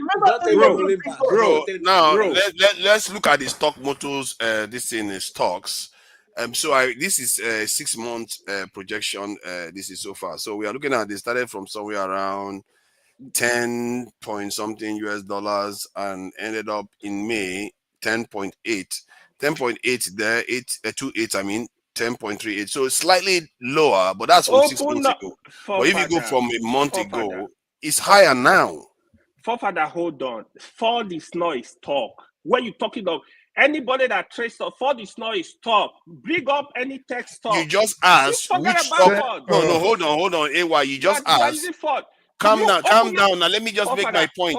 Let me make my point. You can still talk. I'm not going to stop you. Go ahead. The question I wanted to ask you, you asked who has bought stock at so time and has recovered now. I'm just showing you one that is happening right now. Forefather, this is not a stock. I'm telling you.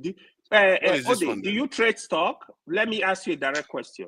For me? What is this? Open S&P for them. Open I do have a lot of stock. I have many, I'll tell you. This one is not stock. What is this? I don't understand. Forefather, you don't get it. If anybody tell me what it is now. Don't tell me I don't understand. Just tell me what it is. Hold on, Forefather. I'm not saying it's not a stock in the market. Hold on. Anybody that trades stock, that buys stock in stock market will not tell you stock market has recovered. Nobody will tell you that. But you can't just say that, though. You can't just say that. You don't have any evidence of what you're saying. Hold on. Open S&P. Okay, S&P. Okay, I'll do that. Yeah, open S&P. I see the drop. You don't use Ford. What is Ford? Ford is garbage. Open S&P. No, how can you say you said you wanted one particular stock? S&P will eat in my life. We have to be careful when we are saying some of this because okay. AY, let's calm down. Let's go to S&P. We have to go with data here. We are all highly intellectual, and so people actually own stocks here. So let's keep it. Okay, look at the price. This is 6 months. Let me see what you open. Please. Okay, look at that. S&P. No. Go back. Look. Which one is this one again now? SPY.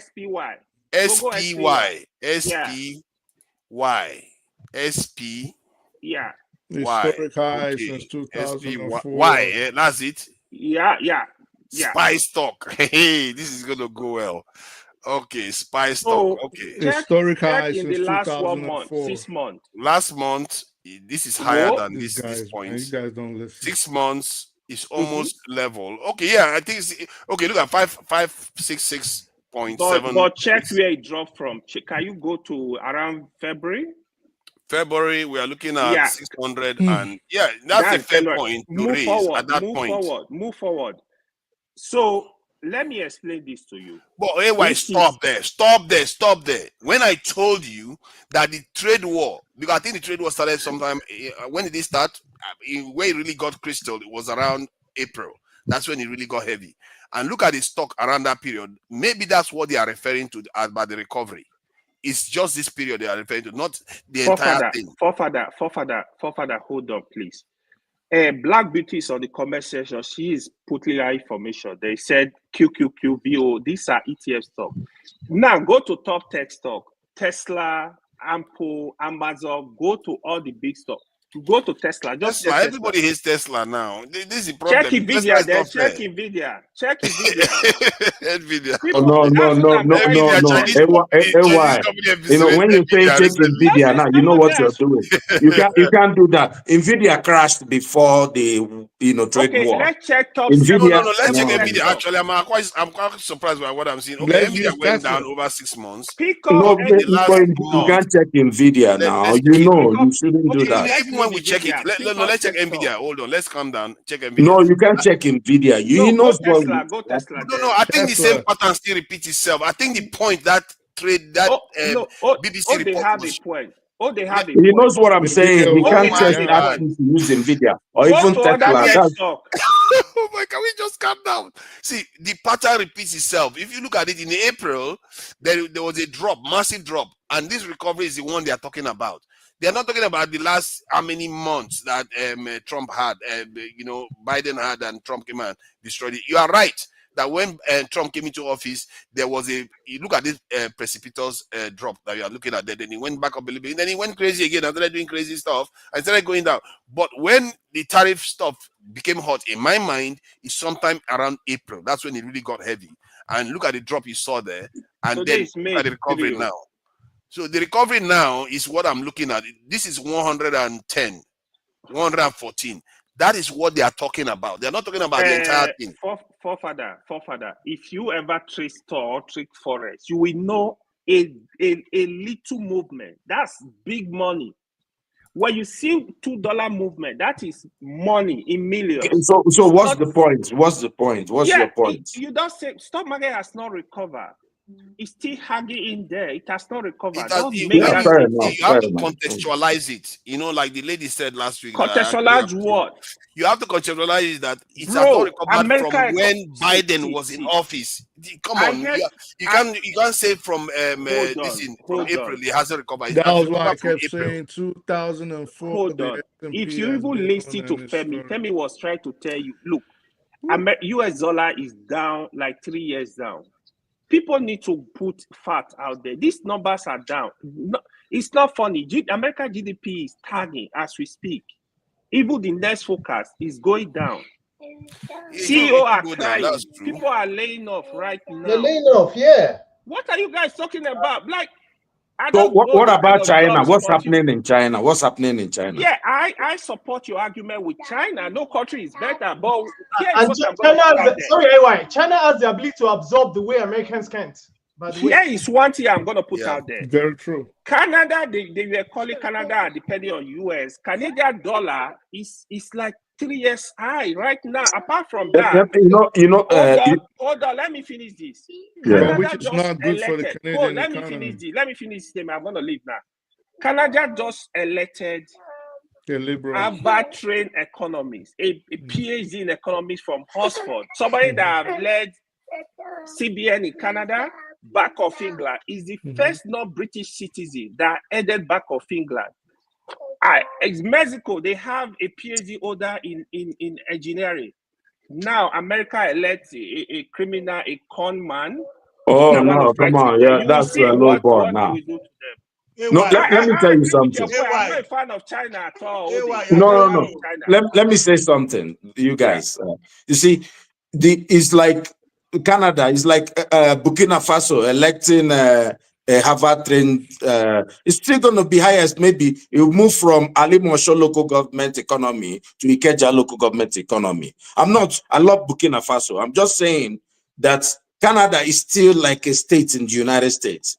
You know, it's not. They can do anything. The policy Canada is of not whatever. like a state. Don't say that. It's not. What are you saying? California It's is the fourth or fifth biggest economy in the world.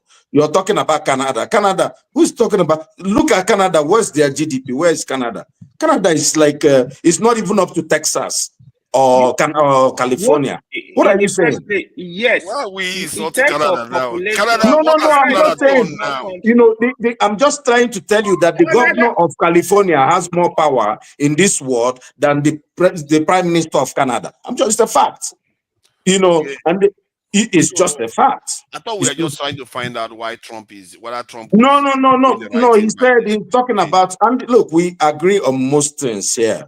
My point is, people are talking about this as if, America, watch next week, America will be gone and collapsed. I think, most of these guys. Okay, America is world power. America is going nowhere easily like that. Okay, It's not then going to we fall agree. easily. Then Come on. we agree. America is not. But then America is America. the effect Trump is is going to not have America. long term. The effect of what is doing, what is going to have long term is what some of us are concerned about. Yeah, I okay. Let's leave this for now because I think this is not going to end if we keep going like on. America or you don't like it. America, they are the big boys. There is no doubt. You don't argue that. But Trump is messing up the system. One thing I will say for sure is that India will find it difficult to see the scale at which Trump this in what they call it. Sorry about that. India China will find it difficult to do what? Have you been to China? This in China. Have you been to China? But that's what they're trying to do. I at least I have heard of the numbers, and the numbers, the dominance of China is so almost complete that for India to replace, India has a lot of societal issues to deal with than to even contemplate replacing China. Please, let me just put this out there. Remember I told you at the beginning I was going to put real out some facts. Please go check this out. If I do not know any other thing, at least I can speak very competently to the technology domain. Have you ever heard of Harmony OS before? No. As an example. To Audi, I mean no disrespect, but China has been going it all alone on a lot of things. Do you know about the Tanyong space, what's it called? The equivalent of the International Space Station. Yeah, they have it. Yeah, they have Please their go own. check it out. And in addition, go look at the coverage area of their bullet trains. Go look at out there leading in 5 and 6. Yeah, they are too way ahead of so many people. See, there's some things I don't argue about, but you see that technology domain, which is where the knowledge base is taking us to now. Just go check out what they're doing, and you will know that America is playing second fiddle. Forget about all this. Yeah, but hold on, let me ask though. I am beginning to think. Okay, you have a point. China, in terms of on paper, is ahead on so many levels. But the area China, in reality. Okay, fine. The point I'm making is that the America can make up for that ground, because there's a reason why these people have endured so long. My worry is that China is not playing the kind of game America is playing, and America may use against. What I mean by that is that if you look at America now, yes, individually they may not seem very powerful, but by the time they link up with Europe, they link up with India, well, you're also alienating them. Forefathers, again, mark this date, May 5th, I believe. The Europeans are having a meeting with China. And to whoever said China is begging Japan, the Japanese Prime Minister actually went to China 2 weeks ago or thereabouts. And what Xi Jinping is doing, the people I pay attention to now, I don't pay attention to mainstream media, people that play in international politics, that are Americans, that have been warning America for decades, but America refuses to listen, both Democrats and Republicans. Now, all of the talk that Xi had 2 weeks ago to Malaysia, Cambodia, Vietnam, part of what they're doing, which America doesn't seem to pay, because a lot of Americans don't understand the world. Let me give you a reason why you should doubt that. Let me give you a reason why you should doubt Europeans going to China to get any kind of good deal. Let me give you a reason to doubt it, because they could have done that with the Soviet Union, they could have done that with Russia, but they didn't do that. But they already had a meeting with Xi. What makes you think that they will do that with China? Don't trust that. That one, don't worry about it. They will come back to America. Americans don't understand. When I say understand, Canada is going to be on the side of America, Europe is going to be on the side of America. They don't trust America the way we're going. They don't trust America anymore. When the chips are down, when the chips are down, Dexter, when the chips are down, when the chips are down, Europe will be with America, Canada will be with America, Australia will be with America, and maybe South America, Central America will be with America. And that is the game. I'm worried. Do you know what you described? America has too much influence in those areas. That's the game China is not playing. Forefather, you just described the Roman. You've threatened to take over Greenland. Yes. You are trying to destroy their economy by imposing tariffs. You are killing confidence in the alliance that has been built for over 75 years. Yes. And you think that these people will come back and become subordinate to you. I think they will. I think they will. You have chosen not to fund NATO. These are things that you do. So when you take all these things into context, there is no way America is recovering from the disaster that has been Donald Trump. This is why it's good to read history. Until there is a new person at the helm of the affairs, because this guy just 4 years difference. That's what you're talking about. They're going to return back. He's not living in 4 years. If you guys are sitting on here, this guy is going anywhere. He's going to go. So he's not going anywhere in 4 years. I speak the truth. And prepare for a civil war. I'll tell you something. No, there's not going to be any civil war. Let me tell you something. There are folks here. After I declare that there's going to be a world war, there's going to end up all wars. No. There are folks here. There are folks here that have been talking about, Americans. Americans can't withstand what the Chinese are able to withstand. Guess what? These guys have been doing this for so many years. The Japanese thought that Americans would not be able, they saw them laid back, these guys are gone, and they attacked Pearl Harbor.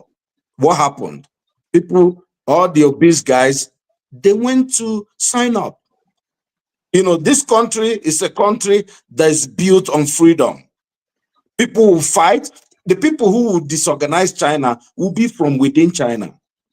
It's not from... So why aren't they fighting for that freedom right now?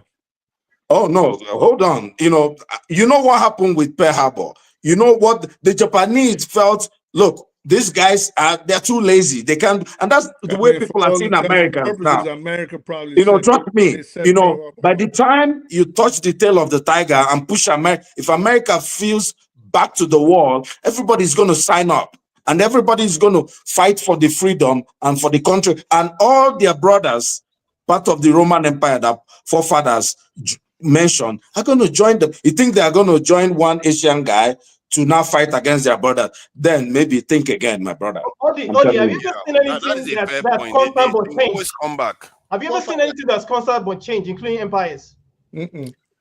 Thank you. We agree the empire has changed, but I'm just saying that the Roman Empire hasn't changed for 2,000 years. Let's add this now. Tell me one European country that backed any other race against their own people, especially after there's always a first time for everything, especially when you have a leader like Trump in charge of the United States of America. Okay, so alliances can change at any time. Don't think you bully me all. If you were my friend and tomorrow you are showing me that you are no longer my friend, it is only imperative that I will side with wherever my interest lies. So if there was a conflict tomorrow, which I don't see how any conflict, military conflict, is coming into play anytime soon. But if there was a conflict tomorrow, which we have seen with the economic wars everybody is waging against each other, Europe will have no choice as it stands but to go against the United States. So let me show you something. Let me show you something that this is why you believe that the UK will go against the United States. Exactly. This is why I doubt everything you are all saying. Now let me just show you. These are defense packs. These are defense packs around the world. Did white people don't fight themselves as barbarians? Absolute bollocks. Let's calm down. This is not trade war. This is not one president insulting another president or trying to invade another country. These are concrete document agreements that nations have had with each other. And if you look at them, the rate of which they are having, look at all these countries. All of them are lining up with America. And look at the North Atlantic one. They are all lining up. Agreement is only as good or respected as the paper it is written on. Yes. If someone rips it off or violates the terms, that's it is. Isn't Trump trying to take America away from NATO? My problem is that it is too strong. The bonds between these people are too strong for them to totally turn against America. You are missing something. They are fought as barbarians in the past as well. The Europeans never. You are missing something. You have to move the discussion. I don't know why everybody is so passionate about this one. One at a time. You guys are missing something. You guys are missing something. World War I, and we'll get to what we're missing. Hold on, let me say what we're not missing. So, didn't the Europeans have a bond in World War I and World War II, but they still went on an apocalypse tirade trying to destroy each other? Yes, not outsiders. But hey, I speak the truth. You're still missing something. That's what I'm trying to say. So the thing is, for America, for instance, say, they have strong alliance with the UK and say they want to go against the UK. There's something we are all missing, and that's ideology. These guys, they are tied together for a very long time because we need to understand ideology, political, economic ideology. They tie these people. That's what ties these people together. And one thing you need to understand about the West, if you understand Western politics, is that everything that they do, their policy, their decisions, everything they do, even geopolitical policies, it is influenced by ideology. So it's not like, they will form alliance with UK, with France, right? And they'll suddenly say that France is their enemy. No, it doesn't work that way. They can decide to target China, and at the same time, they can decide to form alliance with China. These are strategic plans. These are strategic positions towards China and Russia. It does not mean that Russia and China are their friends at all. They are not. Everything is based on ideology. China and Russia cannot form alliance with America, France, Spain, England, and go and bomb Iran. You know why that cannot happen? That cannot happen because they have difference in ideology. They have difference. No, that's not true. They did it in Biafra. That's not true. They did it in Biafra. That's You true. said they cannot. I'm That's just true. trying Don't to take tell things you out of when it context. happened now. Is No, it not true? that's not true. France supported Biafra, so that's not true. Please don't try to counter me. That's a No, different no. thing entirely. Russia, all of them. Come on. Not all of them. France supported Biafra. Israel supported Biafra. That was a completely different. That fight was not based on But they ideology. made a deal later, That's and all of them different. went on the same side. That's different. That was not an ideological war. That's a different war. I'm talking about something. No, you said they can never now. Now, so you don't use the word They never. were not against each other. France and UK are they against each other? They can both of them. But even you're shooting yourself in the foot. The question between Europe and America, who are ideologically alike? Europe and China, they have no ideology. In the foot. No, I'm not shooting myself in the Oh, foot. see, let me share a more detailed. You don't understand what I'm saying. Let's share a more detailed fact. Make the point now. Hold on, let's calm down. This is not opinion based. This is not opinion based. Let's look at agreements that happened even last year. Just look at this. This is too much, man. It's crazy. These people are crazy. They keep signing agreements with each other, and they're already allies. Oh, look at this one are military alliances that they are signing. Look at this is 2025. They are still doing it. Let me look at the nations that are involved. Let me ask you a question. Just look at the nations that are involved, so you understand what I'm talking about. Before World War II, right? Did Germany and France have a treaty barring them from fighting each other? Germany and France. Yeah. I don't remember that. No. Yeah, they did. Yeah, they did. They had a treaty in They had the Treaty of Locarno in 1925. But still, 1925. Okay, that's okay. Yeah, probably. But still, Germany invaded France. Yeah, that they should not attack each other, non-defense alliance. Well, it was for peace in Europe. So basically, that it encompasses everything. It says we're not going to attack. If I ask for peace, I mean, we're saying we're not going to attack each other. We're going to be cool. We're going to be friends. But still, they were not friends. If they have defense alliance, they know what Germany is doing. They don't know what Germany is doing. They didn't have a defense alliance. Sorry. See. I speak the truth. Let me just share information that is not coming from opinion. Something that you have not read. No, because I know it's not a defense pact. If it was a defense pact, it is a treaty saying we're going to have peace in Europe. That this treaty is saying that we should not attack each other. That is all it says. It doesn't say that we are cooperating. If we say we are not going to fight, because we are not. That's a promise not to attack you. That's not a promise that we can cooperate. We can verify it. What is a defense pact? A defense pact simply means I will come to your aid if somebody else attacks you. No, it involves more than that. No? Just let me say get one word out.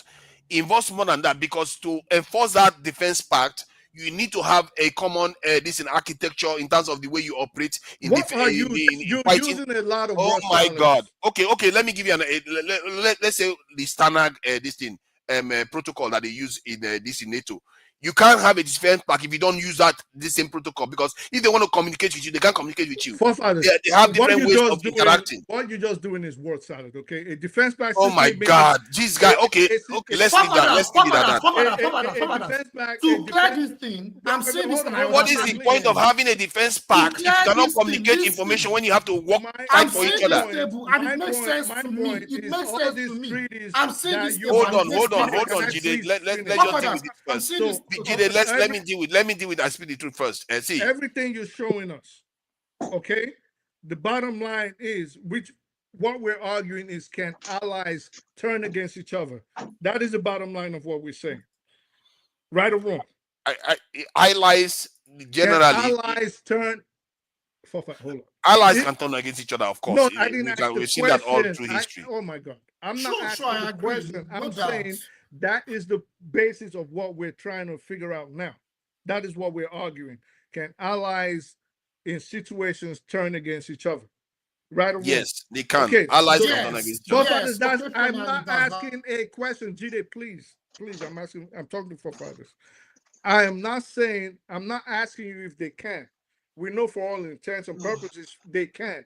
You saying they can't. I'm saying what we are discussing right now is, can allies turn against each other? Is that what we're discussing? Yes or no? We are discussing that, yes. To an Thank extent. you. So we're arguing now if Europe can eventually turn against America, right or wrong. Yes. But right now, Okay, that's not and going to be the Oh, case. calm down, Najide. Let's just finish one area first. And then you're saying you're pulling up these treaties and all these defense pacts saying, well, this is why they can't. And I'm saying, well, it is not an anomaly.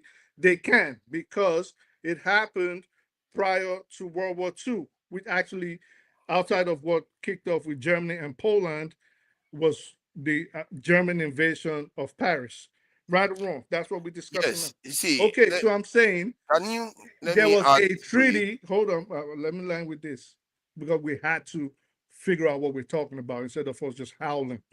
So I'm saying prior to World War II, in 1935, in 1925, there was a treaty, the Treaty of Locarno, between Germany and France. And I think there were several other countries in Europe which said Europe will not fight each other. It was for a treaty for peace in Europe. But the Third Reich, led by Adolf Hitler, still went ahead and violated that treaty and sparked off World War II. So all of this doesn't matter, is what I'm telling you. It just says that they need to maintain peace, like African countries have a peace treaty in terms of with the African Union not to attack each other. That is different from like the way NATO operates now as a defense organization. Thank you very much, forefathers. Oh my God! Can I just get one word through, please? This is important because when nations form defense alliances, they share information like that AES now that they have defense alliance. They have to share information with each other. One cannot just go and start war with when you don't have a way of organizing. This is why they carry out military exercises and all those things. That is not what Germany and France was doing at that time. There's a difference. And what the reason why technically you are correct that allies can turn against each other any moment. We've seen it with Saddam Hussein and America and all the rest of it. However, not when you have to look at the threshold, the requirements that it needs to get to that point where they turn against each other.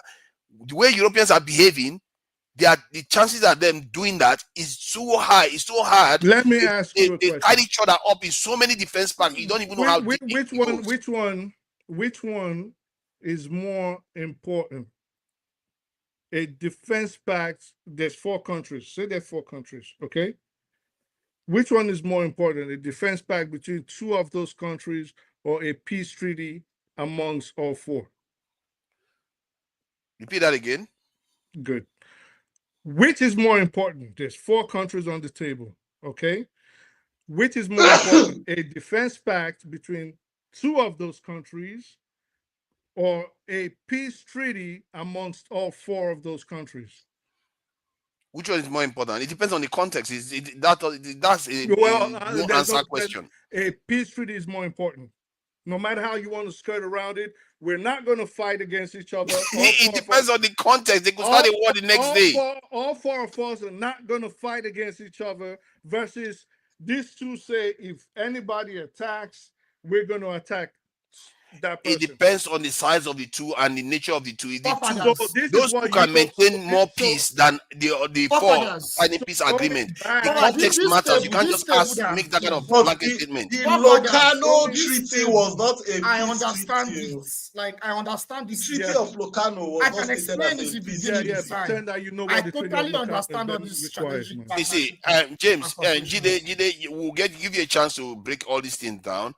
The only reason why I was trying to highlight this point is that if you look at the agreements that are going on, nations that are already allies, some of them are even part of NATO, they are signing deeper and deeper and deeper alliances. The way this thing, if you look at the structure of the way the shape of the world, the way it's shaping up, I don't see them overnight turning and anytime soon anyway. Maybe they could later on in the future. I don't see it anytime soon. They just turn and go to the side of this in China. They wouldn't even be that effective because the structure of their defense is so woven together, interwoven together. This is not something you can just untangle overnight. I don't see that happening anytime soon. I really don't. Let me just make one point here. You know, everything you guys said is completely correct. But you see, many people have been talking about China trying to dump US bonds and all that. One of the things that you people forget is that China does not want the yuan to be strong. If China, if the dollar drops, the yuan is going to go up.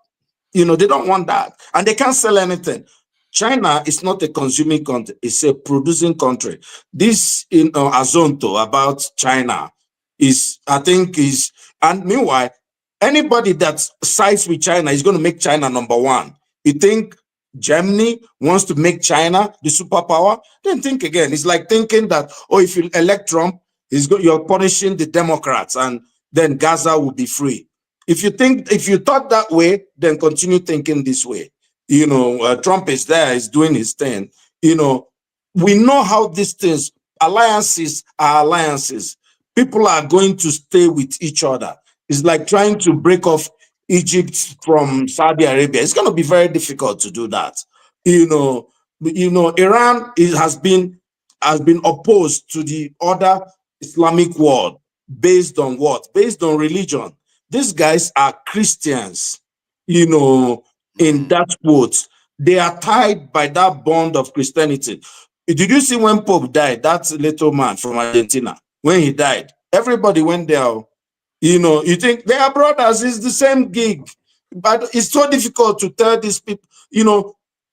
Oh, let me just I don't understand how they can even think that China and Europe, they watch, look at, just give you an example now. They watch Europe, go on the side of America, when even America went, okay, allegedly destroyed the pipeline between Europe and Russia. Nord Stream 2. And Nord Stream, this pipeline. They watched America bullied Europe into supporting Ukraine and all the rest. And Europeans are falling in line every single time. Even with with Israel, most of them are falling in line. You think that so now they are watching their own people getting killed because of it? Yeah, they fall in line. They watch Germany economy was affected by it, yet they fall in line. And you think they will sacrifice all that for China? I don't think so. See, let me explain the reason why a lot of these Western European countries are absorbed into America's emblem. So after the Second World War, after Europe was weakened, America took the initiative as the strongest country at that time, because I think they were probably one of the fewest countries that were not affected by that war, by the damage of the Second World War. America was not. So they took their opportunity to make sure that they absorbed Western Europe, because they already share a lot of ideology, like I said. And at that time, the communist Soviet Union, they were actually gaining momentum after they defeated Germany at that time. They were moving west to East Germany. And they realized that if they do not absorb Western Europe at that time, the communists within Western Europe would take over the whole of Western Europe.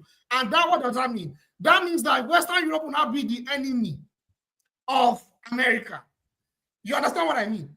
So America had to take the initiative, which was very smart, because there were communist parties in Italy, there were communist parties in France, in Spain. Eventually, I mean, Nazi was still in Spain at that time. But when America took those countries, they took those countries through an operation called Operation Gladio. What's the point of all this? The point I'm making, listen, don't interrupt me. The point I'm making is that the reason why they formed this alliance is they share ideology, number one. Number two, a lot of European agenda and goals and policy is actually manifested with the US. So US can go and bomb one country. It is still European alliance. It is still European alliance. But people say that it is the US. Europe would raise their hand and say we are not involved.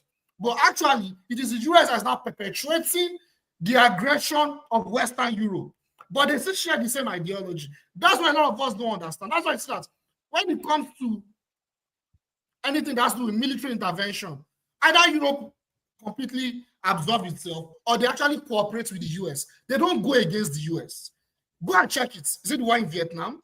Is it the war in Iraq? The war in Iraq, they were against, but they could not fight America because America is their ally. I can give so many other examples. So the point I'm making is that these countries, they share ideology, they share military alliance, and it's going to be very difficult for them to break. I think the end of Western imperialism will be when America and all these countries begin to disintegrate as a unit. But currently, that's not happening right now. Jide, for can I that. ask you a Thank you for question? the summary. Can I ask a question? Yes, yes. Can I ask a question? First of all, Yes. my question is this: 2 questions. Why are we so focused on this, on the disintegration of West or whoever the superpower is? Number 2, in the event that if America, if Western power disintegrates today, within the next 10 years, so of what benefit will it be to the African race? How will the African race benefit? How would Nigeria benefit? Is the African race in any way ready to take up any form of mantle of leadership? Yeah, that's a very good question. I will answer it. So first of all, I'm not after anybody disintegrating. What I'm saying is the results for these countries to go against each other, they have the beginning of the end of this alliance will be when they disintegrate. But as a unit, they share the same foreign policy. They share the same foreign policy because they embrace the same cultural, political, economic, and military ideology. We need to understand that. That's number one. Number 2, how will it help Africa? The thing is, we need to understand that after the Second World War, when Europe became much weaker, America took control of many parts of Africa, but it was a different form of colonization. But at the same time, like I said, they're like a cult. They are united. Because of the weakness of Western Europe, America took control through their institutions like IMF and World Bank and through their multinational corporations. That was how they took control of Africa. So if Western Europe, if America and the Western Europe, the alliance, if it declines, it will benefit Africa because they will not be able to wage that aggression on Africa. And what does that mean? Russia and China will have more influence on Africa. That's what that means. So Jide, you just contradicted yourself here. Benefiting Africa cannot be about Russia and China having more influence in Africa. That doesn't benefit us in any way. No, I'm not saying it's benefiting us. The question, but that was the summary of your. Yeah, but let me add. No, but that was the summary. Let's slow down. Hold on, slow down. I think when I feel like I have something to add, I will add. Hold on for a second. Jesus Christ, hold on for a second. You are not running anywhere. Okay, we are running somewhere actually. There's a show coming up, as you can see. The ladies segment is a special segment. You have to attend it. If I didn't say this, they will kill me. So I have to read this. We read the message. Yes, I have to read it. So, but the point is that it doesn't necessarily mean a negative thing if another player becomes more active on the continent, because it's like going to a market. You have more traders. If you have more traders, you tend to get a better deal.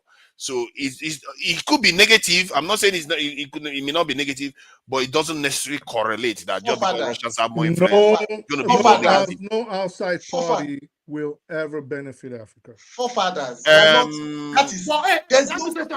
China benefited from Russia and Soviet Union. How do you explain that? Let me reply to what you said. I speak to you, said that's not true. That's not true. What you said is not true. Ethiopia is not colonized because of the Soviet Union. One at a time, please. You know, we are going to be finishing in about 25 minutes, so let's try it. We are going to let Oga Ike speak. Oh, this one we are just ignoring him. I mentioned, because sometimes I don't understand how people argue. I mentioned Africa, and you brought up Russia and China, as if we are in the same position economically, historically, or militarily, which are the things that dictate the way the world is run today if you have any kind of leverage. So again, I'm going to say no outside body, no imperial body that comes outside of Africa will ever benefit Africa except to come exploit and pillage it. Maybe not in the way that they did in the 1400s and 1500s when the Europeans came to Africa, but they will pillage Africa like we've seen in the Congo. We're seeing how they are doing in even in Nigeria. They almost took over airports in Zambia. Let me ask you though, does that not depend on let me ask him now. Does that not depend on us, the way we interact with them? There's no evidence. Jide, Where's can the you evidence? please let him ask this? Let me ask the question.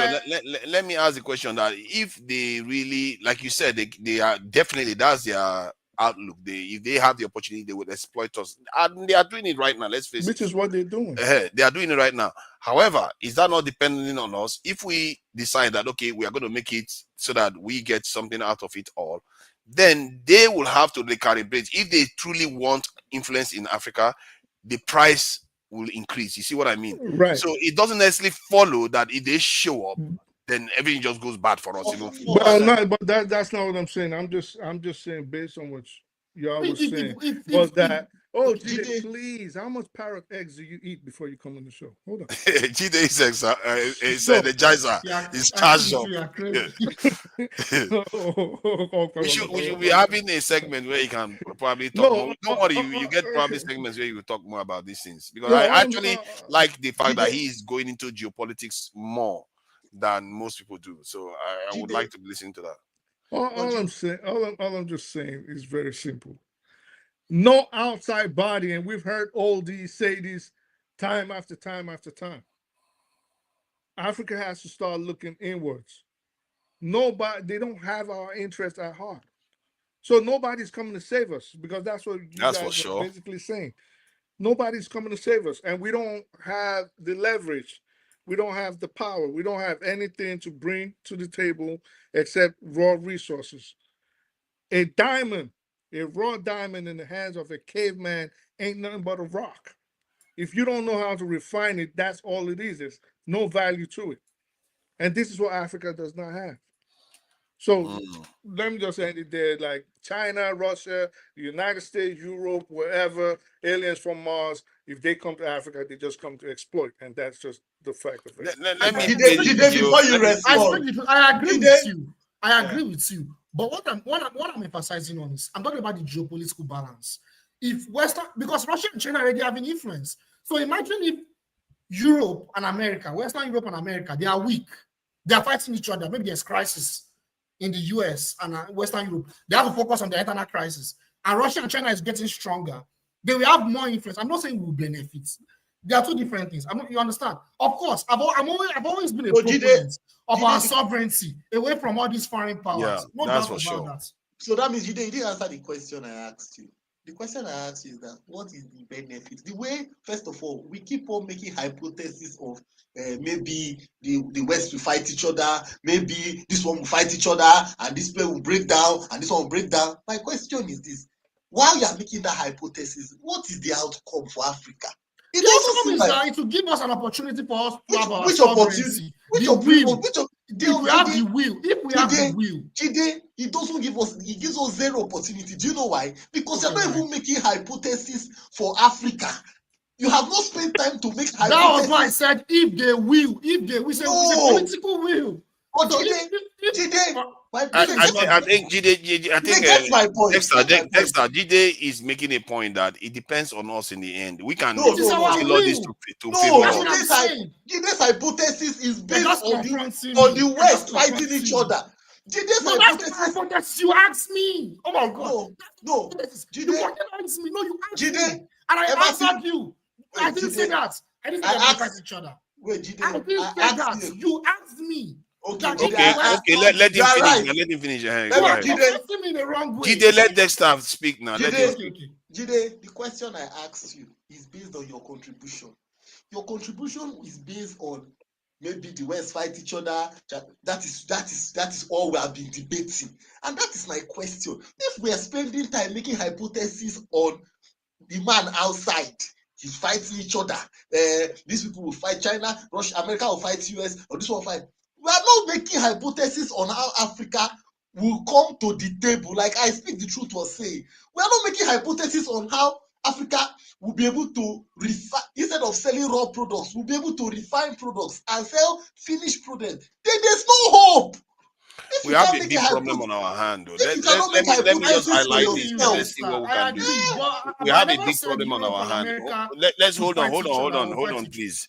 Don't reply to that. We have a big problem on our hand. How do we deal with these actors that this general is referring to on the continent? Because they stand a chance of reversing the gains that have been made, like kicking the French out in many countries, having native local languages becoming official languages, and taking control of natural resources. But America seems to be stepping up their operations on the continent, which might make the French happy, and then they are also empowering their partners, or they like to call them. So let me just play this and notice the emphasis on making sure it's a black man's face is in front of us.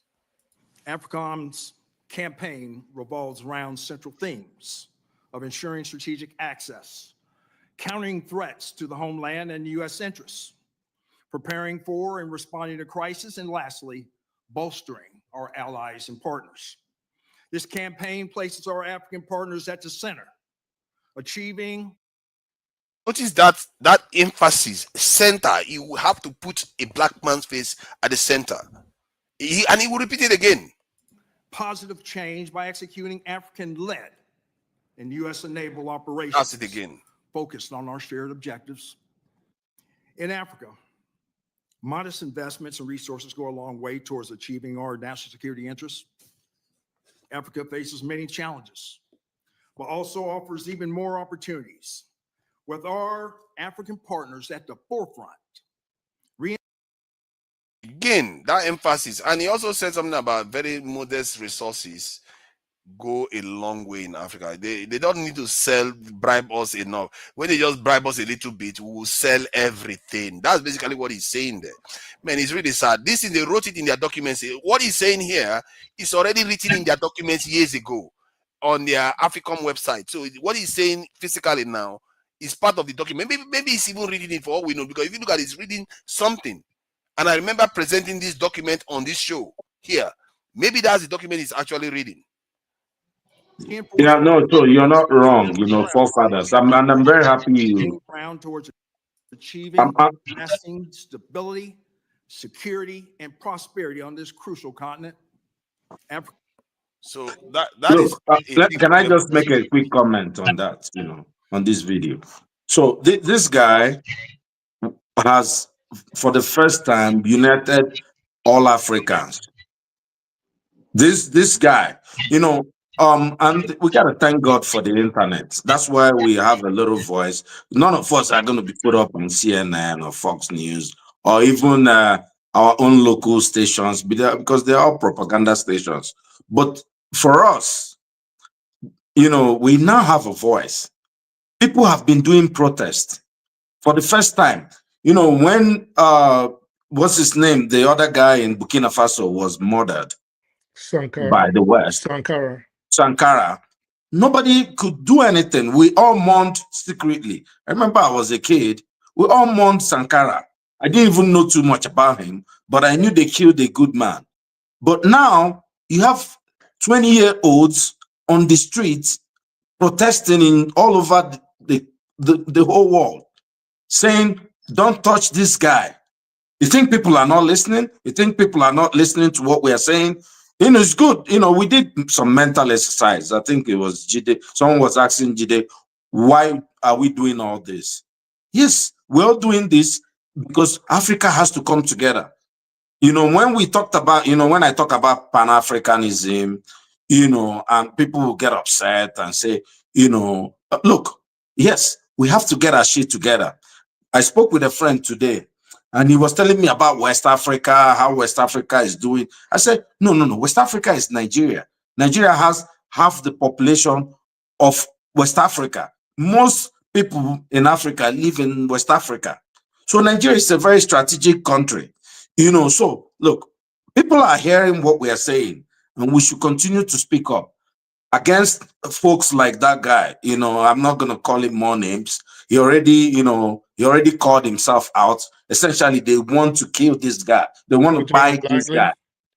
Langley. Yeah, I don't want to, but we are saying, don't touch this guy. And if you look at how small Burkina Faso is, and that one small guy is rising up to say enough is enough. And and somebody was, look, he can't do what he's doing without the power of Russia. It's not like Russia they're the good guys, right? All these guys running around in the Sahel. The only reason they are doing it is because they have a nuclear powered country, backing them. Backing them. A nuclear powered country. Look, remember, Russia is their brother too. It's not like they're just not good friends right now. So they can play around in Africa. And so, look, we don't know if this Russia miracle will touch our country soon. I'm not saying anything. I think international. But one day, this Russia miracle may touch our country. Let's add something before. Maybe we'll start celebrating like our Burkina Faso brothers. Let's add something before Ike speaks. No, Jide, hold on. Let Jide hold on. I think we keep going back to the same point. Let's not go back to it again.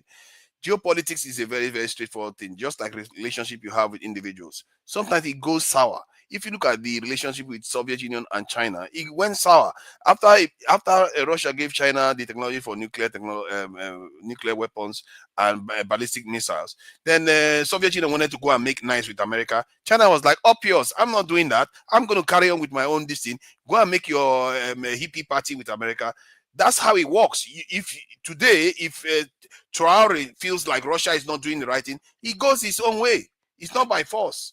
You just go your own way, but you have to draw a line and say, if you want to be my friend, this is what you have to do. And if they don't do it, you back off. Because those people, if you don't back off, you are just going to lose. You're going to have Prophet, I don't believe someone like you can be saying this kind of a tale. How can Burkina Faso, a local government in Nigeria, tell Russia, go away? They're not a local government now. Are you kidding me? Yes, you can. They're not a local government now. They're not a local government. Yes, you can. You can damn the consequences. It's not a local government. Come on now. You are not losing. You are not losing. I'm not saying it in a bad way. I'm just trying to capture it in a way we can understand it. Think about it logically. By leaving them there, if they are not doing what you want them to do, you might as well have the old enemy back. What is the problem? What is the difference? If they are not going to do what you want them to do, get out. But you have to get somebody, if you're in class where there are big boys, you can't go and slap one big boy without standing beside. And Africa, look, you need to stand behind a big boy. It's just alliances. Is it not what you've been calling it? I agree with that. I'm just saying that it has to be for a purpose, not for But they're doing it for a purpose. They are pulling people out of poverty. They are removing French names. They are trying to form like some type of central bank. And we said this in about the eco. Look, if the moment, though, I don't think the West will give up Nigeria. We don't have a lot of time left, and we have new people that have joined, so that they can be able to have their say before we round up. Let me just say something. Just 10 seconds. 10 seconds. 10 seconds. 10 seconds. It is 10 seconds. So what I was Odi was going to say was, how much is Burkina Faso even making that it threatens America so much that they want to go attack them and replace the government? They don't even make $100 billion a year. Because of the symbolism, it matters a lot. Because if they get away with it, then the other African countries will start thinking maybe we too can do the same thing, right. And that is what they don't want to see. Ike, I know this is you've listened to all the conversations. So what do you make of it so far? You can come from any direction, really.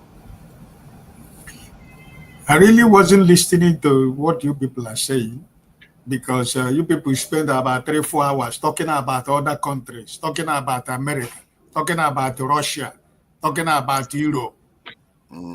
While in your own country, you don't have anything. You think we don't have a lot of things to talk about. We are talking about people who are more than 1 million miles away ahead of you. You are talking about this is more controversial to us than... You just gave me... Yeah, but you are saying we are talking about those things. I'm just trying to correct you. The reason why we do these things is because it's more important, actually, than what is going on the ground. For your own personal opinion, I don't care what you think about what it is. It is important to you. What is important to you is not what is important to me. So you shouldn't force your importance on me. I'm just giving you a reason why we are talking about it. You left your Nigeria, where even as we are speaking now, some people who are speaking the way you are speaking, they are being rounded up in Nigeria by EFCC and police. We are not talking about that. All we are talking about is America Britain, Russia, Germany, Canada. This is where we are talking about, where you have uncountable problems in Nigeria.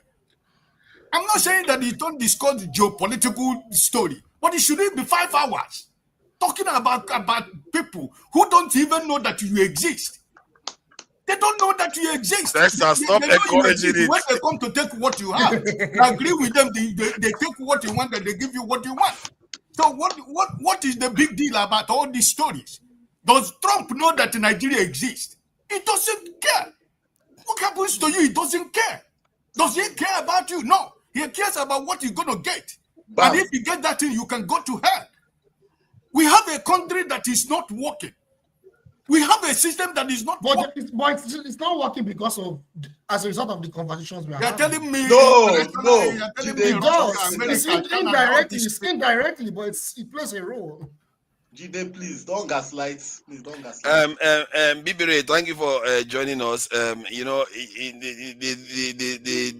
know, he's a representative of a minority group on this panel. Thank you for joining us, and she's free to speak anytime she wants to speak. And there's Jonaba there, so we have to acknowledge him too. When after she speaks, then Jonaba can go. I hear you, Ike. I hear that, you know, we should talk about Nigeria, but I think they done it in the earlier session. This is about 2.5 hours, and I'm doing shorter periods now because I'm being squeezed in between the ladies and Dr. Damages. People are eating into my time. It's supposed to be 3 hours, but it's all right. You know, I'm very generous like that. It's all right. Welcome, this is Bibire. What do you make of the conversation so far? Okay, hi, Father. Thank you for giving me the opportunity. So I'm going to digress a little bit from what you guys are discussing, and if you don't mind. So I'll say that I know, like every week, people come on here and bash Tinubu and the leadership of Nigeria, what they're doing and everything they've been doing and what is not working in Nigeria.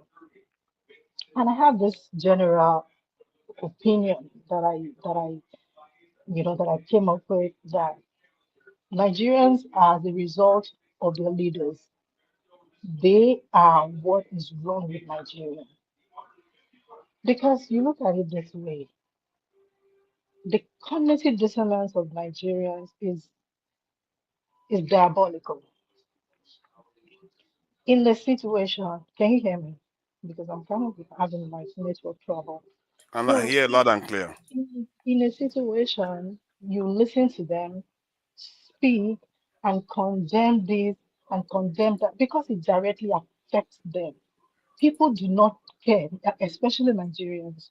They do not care about what don't directly affect them, which is a problem. We have people problem. Until we begin to change, to have a mindset shift, then we can get somewhere. You wonder why Nigeria is going on a slippery slope. This is because of people that are each and every one of us that are here on this panel or in the audience. Because of who we are, our mindset, our thinking. Our thinking is mind-boggling.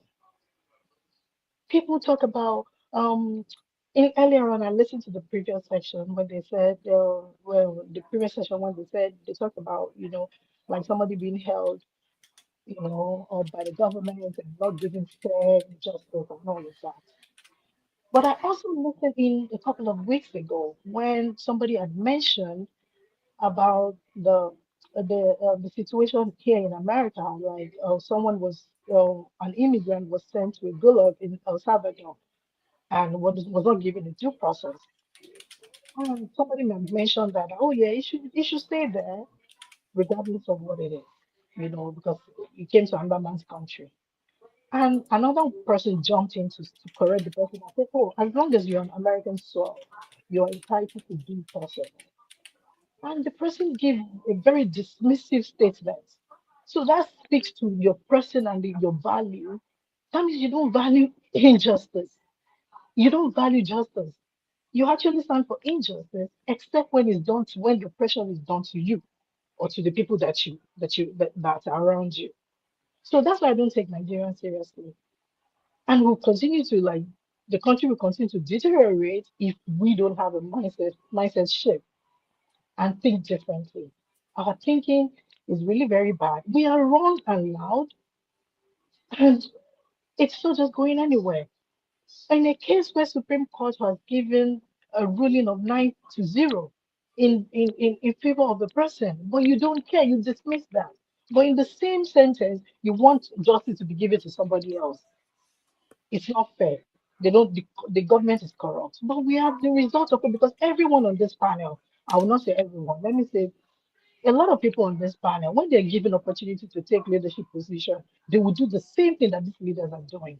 People love ruthless, disrespectful leaders like Wike. They like that.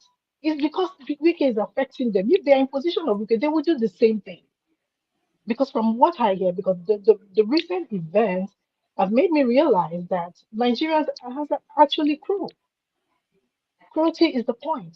If you come from a Christian standpoint and you are in support of people that said Christians should be nationalized, the country is a national. But in Nigeria, you don't want Islamization of Nigeria. You're against that. You oppose that because Islam is not your religion, but Christianity is your religion, so it's okay for everyone to take on Christianity.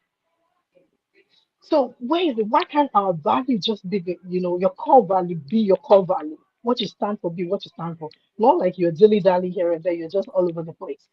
So that is why I know that Nigeria, I don't think Nigeria will ever make progress. So, but what do you think though, in terms of having people become, because basically your argument is about objectivity and being able to remain, try to isolate your own personal biases from analyzing maybe national issues or societal issues.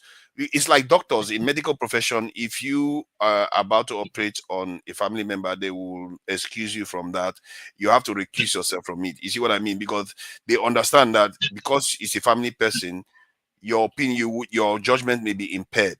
So we as human beings, we are not trained to grow up doing those things, checking our opinions based on our biases. Could that be the reasons why people behave the way they are doing? And if that is the case, should we change it? And how do you think we can? I know I'm loading a lot of questions on top of another question. How do we change it? Because that's what you're accusing Nigerians of doing. But how do we change it? That's the important part. Okay, this is what I'm saying. Because we don't have any value in the force, so we don't have any core belief, core value. We don't have it. It's not in us. That is the problem. We don't have what you can't give what you don't have. So that's why we flip flop. When it's election time, politicians know how to play the game. They put bigotry and all of that information out there, and people are rambling and fighting for all of that, and they leave the core things that they're supposed to focus on and keep fighting for. So what would you teach as a core value? What would you recommend So that each Nigerian should learn as their core value?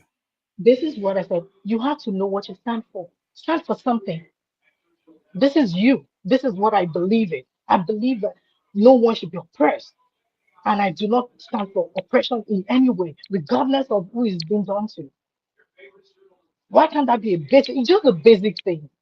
That's why you see Nigerians don't believe But in the funny thing is that some volunteering. people will believe, do you know, some people will believe that same thing that you just said, nobody should be oppressed, but they cannot recognize it in other people. That is a serious Because they don't actually handicap. believe it. Because they But don't they do actually though. believe They it. do No, believe. no, they don't. They don't. They I've don't. seen it, People they believe it, but they don't I've see it in other people.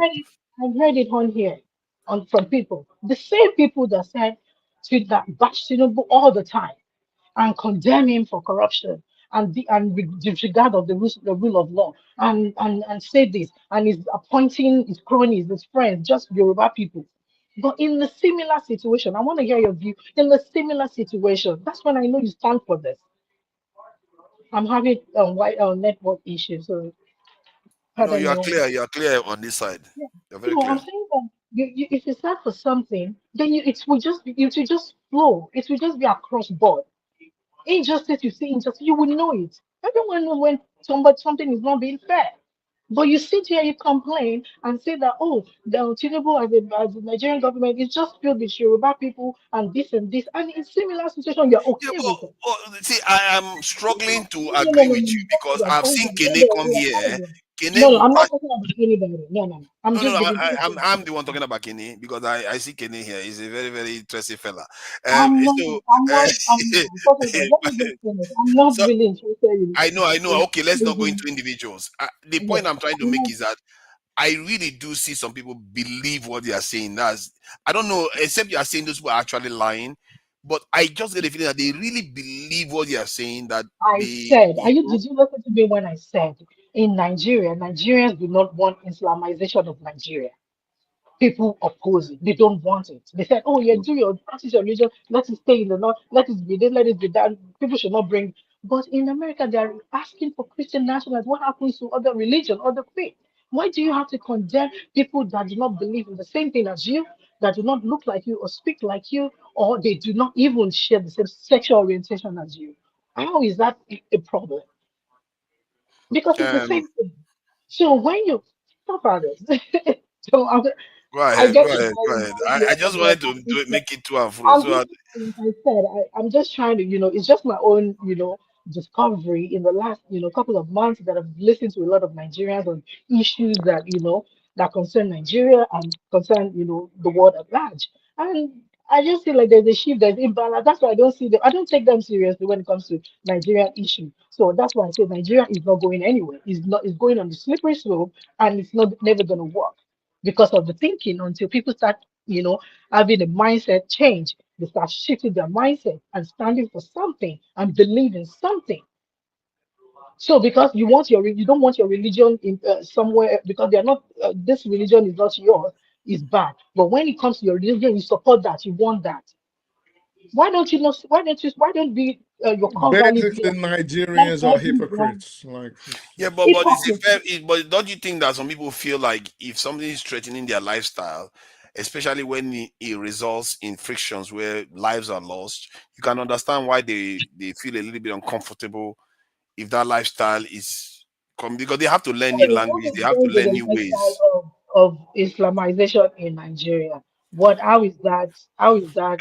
Because some religions and some there are aspects of intolerance that comes along with it that you have to be Okay, careful what about. about the Christian nationalism that is happening here? And people are advocating because what this administration is advocating for is Christian nationalism, and they call themselves Christian Taliban.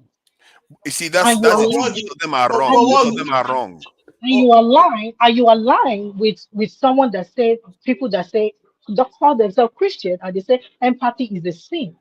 And you align with people that cruelty is the point. They don't believe in the gospel that Jesus talked about. And you call yourself a Christian, but because it's Christianity, you're okay with everything. Yeah, because it's your But side. It's the nature of life, isn't it? The nature takes its own that side. is one thing. When people don't stand for anything, and I'm speaking to Nigerians, and when people don't stand for anything, they fall for anything. When they don't stand for anything, they fall for everything. So I don't believe Nigeria is going to go. People can come on here and talk about it from here till next year until you have a change. Don't come until people drive change. So when people don't drive change, and change begins with your mindset. So when people don't Yeah. change, then they will keep going. You can keep talking all day long. I So would yeah, take. I would recommend a class of objective reasoning and objective reasoning for every Nigerian. I think, in short, it might actually be a very positive change in our society because there are things we've never really delved into, like knowing how to perceive reality, knowing how to analyze other groups, and navigating our way in this world. Forefathers, And we don't teach would our you people. take We that just say class? what Western people teach us. Could I forefathers, come in, please? Let me forefathers. have a minute, Well, please. Something a Fafad, little bit you philosophical. don't. Let me allow John Abba to speak. John Abba hasn't said anything. Oga Ike barely said much because we're not talking about Nigeria, so he's not very happy. We should be going back to Fubara soon, so that we don't have a lot of time. We have 1 hour. I thought we even had less, but we have up to 1 hour left, so that's a good thing. Let's bring John Abba on. Because that video we played, Bibiri, I'm surprised you didn't say too much about that video I played regarding the 4-star general, emphasizing how our leaders and basically our leaders, they are using them to basically get their way with Africa. Because he repeated that a few times. I specifically did want to go into specific issues because I just Are you feel worried like that I'm going to throw you out of the US? You know all these immigration issues. not even that. I just feel like there's no point. People, it's just mindset. This is just a problem. There's no point going into specific issues. There's a fundamental problem. Fundamental. It's just not there. It's not there. You can just go on and speak and talk and talk. It's just the same. Thank you, thank you. Jonaba, what do you make of this now? Look at Kevin's face, yo. What Thank do you you. make of this? Thank you, This, forefathers and yeah, thank you for fellow joining us. panelists. Go ahead and say what you're saying. Go ahead. Yeah, the question was about how they empower our leaders. This is another thing I hate that term empower, but they really equip these our leaders to be able to do what they need to do. And every Nigerian is not equipped to deal with that because the capacity that these people have is out of this world. From high technological way of surveillance to highly trained specialists in these areas to suppress anybody that tries to get in the way of these leaders. So it is shown historically that it has worked. It has worked so remarkably that almost all black countries in Africa are not doing very well today. Sorry to interrupt you. I apologize. I was just going to mention that there's this big news. It's a very big news. That happened at the end of the week. It's about Nigeria. Actually, it's not international. The question was directed to Jonaba. Is that no? I won't take up to a minute. I want to say that there's a news that there was a British guy that was caught supplying weapons to some bandits in Nigeria. That's not spoken about. That should be. They will hide it now. You see what's happening in Gaza. They're barely covering it on the news. This is not new. They are very, very good. When the West wants to be mean, you will be shocked. No, this happened in Nigeria. No, I agree with you. I agree. I'm not talking about that one. I'm just saying that they can cover news. So I'm not surprised that they're hiding that one. But the point I was making to Jonaba was about these are our leaders they empower, which is part of the kit that they give them, the tools that they give them, the ability to suppress their enemies, the ability to get rid of people that don't believe in their ideology, so that they can make the way for Western ideas and Western interests to be expressed on the continent. How do we actually deal with this thing? Because these people are really powerful. Let's say, this is an assumption, it's not a confirmed fact. Tinubu is one of them. How do you deal with such a person? Because you are dealing with 4-star generals in America. You are dealing with a country that spends almost $1 trillion on their defense budget. How do you deal with these such people? Thank you, forefathers, for having me and fellow panelists. They have done this over the years and get away with it. And it's all about protecting them because they don't have vision for their country, or they don't have vision for their race.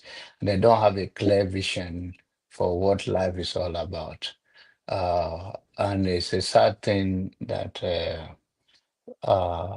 we, especially, I always say that if you want to see what's wrong with Nigeria, come to Dr. Rudolph show. You will see many of us, some that are taking early medications and some that will take in the long run. And we come here to say that and this. While the biggest problem is that we are watching and things keep happening. I'm sorry to say this, but just want to digress a little bit. The other day you took me down because our brother Tony here he said that he never see himself to become a friend to Fulani. He have the right not to be a friend to Fulani, but he said that. But he said he didn't say it. That is me that trying to put word in his word. And that hurt me because it takes so much for me to come here. And what it means is that I hold him of a high regard, not that I agree with everything he says, but he's a man that he carefully stay on the fine line. But because he feel that that is what serves his own ego, what he want to say is to put me down, that I don't matter. He don't define me. I have self-esteem. So when we have people have ourselves to say, okay, and even I was trying to give him an opportunity to rephrase it because he in his statement said, oh, I have Fulanis that I do business with. Then I was telling him that All Fulanis are not the same. And the cause we are fighting for is the cause that they also are fighting for. Just like this young lady said, if you don't want Nigeria to be civilized and you are talking about Christianity, what difference does it make? It's just they are on the other side. The other one is on the other side. So, and he says, oh no, he didn't say that. And you took me down because I was peace. Because when you see us as a people, we are our own problem. Our security is in our hand and our life is in our hand. The last time people come here, so you don't talk about Benue, you don't defend Benue people, you don't say that. That's not the issue. Look at the governor of Benue State. He's a priest. It's no different from any other governor in Nigeria, even though he's a priest. Neither is a worse among them, but not protecting his people. Did I tell that they don't pay them their security vote? You know how much he gave to the police commissioner? 5 million naira with all that is going on in Benue State. Not that the What? federal government, yeah, 5 million naira? yes, Is not that for 500 is that million. for salary or for No, just what he gave. You know, salary is different. I'm just telling to for all actually the help secure the state? yes, yes. So and when you see that and people just talk things, it hurt me that you are instead of us to uh, sorry. Instead of us to look at things from the truth side, and then we Are you take a sure side that that is true? 5 yes, million naira. That is yes. And even the election of local government, he do not conduct any election. He just like the past governors. They just drafted the name, all party system, and passed across the local government. That's all. The local Is it government chairman. Father earlier that is doing all this one? Yeah. So this is, and he's going to go back to give his pure water as a holy water that he used to give by the roadside. End of the day, anyway. So wow. these are the things that hurt me. That okay, you see, since you came to power, you see people have been displaced from their natural home. He did nothing. He came to Otukpo that day. They killed about 25 people in Otukpo. Him and the Oche or Ochidoma. They do not talk about them. They just wear uniform that he carried his picture on, and he just went. And Akume is working overtime in Capital. I hope Akume remove him in the next one because they are all APC, but they're not getting along. So these are the things that when I see Nigerians, we are so hypocrite. There's nothing that we say that we really mean it. Our word is our word. If we're going to say something, let's turn the mirror on ourselves. I don't agree with Kene most of the time, but Kene was talking about a priest that was having love offering with some of the church, will have a wife or somewhere else. And this is when somebody will come here and they will say they are this, they are that. I hope to see, I'm going to my laughing area as I round up. I hope to see him if I have time to come to Atlanta. He's a funny young man, but sometimes I don't believe in extremists. I hope you should stand on your word. Be a traditionalist. No God but gods. Be a traditionalist. Don't bend by the people that's you are not a Catholic, you are a Catholic. They are all the same. Whether you are Christian or you are a pagan or you are Islam. Good people are good people. Bad people are bad people. Religion is what you are born into. If you born into a Christian family, you have 100% of being a Christian, and you can be bad and you can be good. If you born into an Islamic family, the 100% chance of you being a Muslim is there. But what you want to see is a humanity. But what we come here, we want to tear ourselves down, thinking that the Western world give us have anything for us. They don't even like us in the first place. They want us to be wiped out. They want to even take that land called Africa and make it their headquarters. They don't care. It's the only way that they do things is that when it's in their favor, they now call the name. You are a terrorist when you challenge them. Whenever they challenge you, they're not a terrorist.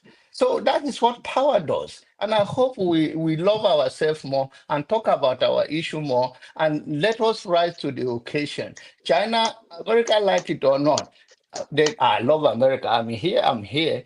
But power, nothing lasts forever. What goes around comes around. There was a war before America come to power, and they have held it for a long time. And when they have a ludicrous that what they have right now, if they have it the next time, something is going to happen that they're going to lose it. And I hope they don't lose it because I don't want them to. I think when it comes to some certain things, the American people are good people to a certain extent, but we all have good people and bad people somewhere. But the general Nigerians, like your president and any other people, they are sellout. They don't see. They are taking drug. They don't see very well. So don't mind them. They will go sell us for nothing. Because all they look at Shay. Look at Shay, what I watched earlier, what Shay did to that guy. And he's still taking high and go around in Nigeria. And the deplorable Nigerians will come and hail him. Shay is a son of a president instead of them to stone him. So, he do it to people he can do it to. Trust me, even if not bite, I will bite him to his bone. It can't happen. It can't happen to me. It can't happen. But thank welcome. you for having me. I just feel like to appear in my Fulani Jalabia that Nigerian belong to all of us. That you guys should Yeah. not be afraid. I wanted to comment on that. That's quite a remarkable, nice, disinterest clothing you have on, gold all the way. But all this gold is what brought all this trouble here. Where you people are busy showing off our wealth. Maybe we should stop showing off wealth and start hiding up all these things because that's why they keep coming. It's too much, but that looks very good, I must say, and I'm glad. Can I say something? Tony, I wanted to praise you just now for ignoring him. No, not trouble, not trouble. I'm not going to make trouble with Jonaba. I just wanted to apologize to him. I was rude to him. I shouldn't be. And Jonaba, I want to say I'm sorry. Please forgive me. But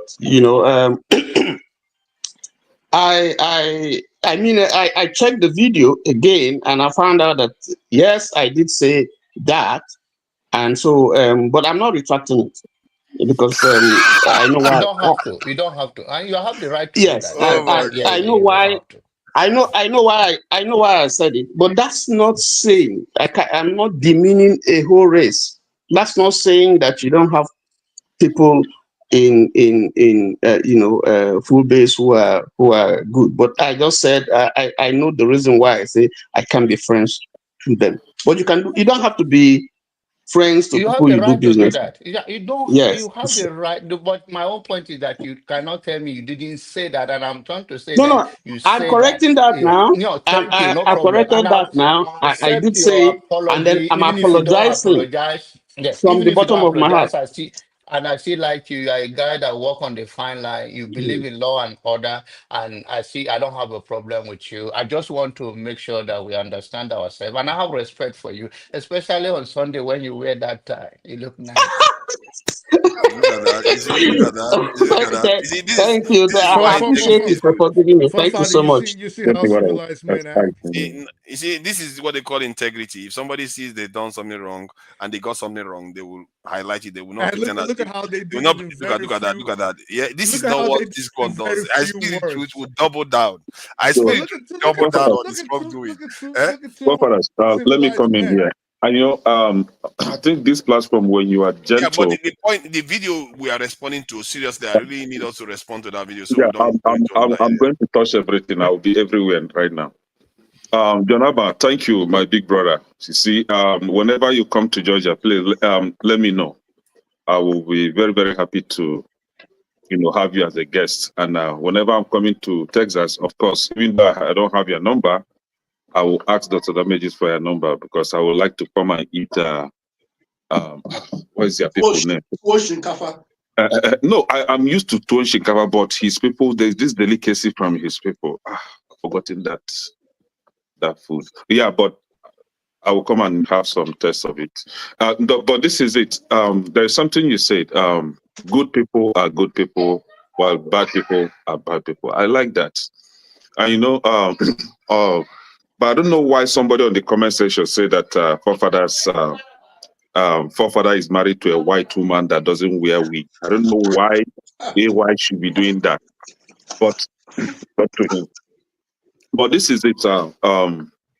When Mr. Ike was trying to draw our attention back to what is happening in Nigeria, already I've started thinking because prior to Oga Ike, I was falling asleep because I even made a comment on the comment section that these people are just, their noise is just sounding like mosquito this thing. Because we're discussing about countries that don't even care if you exist or not.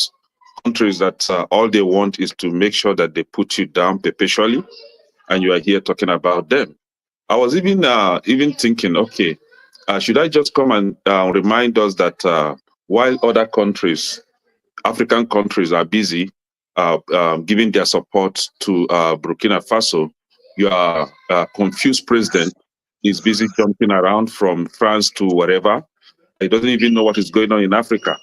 Then come Oga Ike trying to take us back home, and my beautiful sister here came, and I thought she was, agreeing with Oga Ike that was trying to take us back.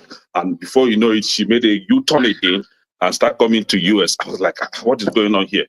But this is why I come, right? Burkina Faso is busy liberating itself from the shackles of white criminals, call them what they are. But unfortunately, it seems that each time they attack Africa, they use somebody that has our color. And I don't want to say that African Americans are against Africa, but because I've seen a lot of African Americans even joining, in the protests against the activities of Western countries in Africa, especially Burkina Faso.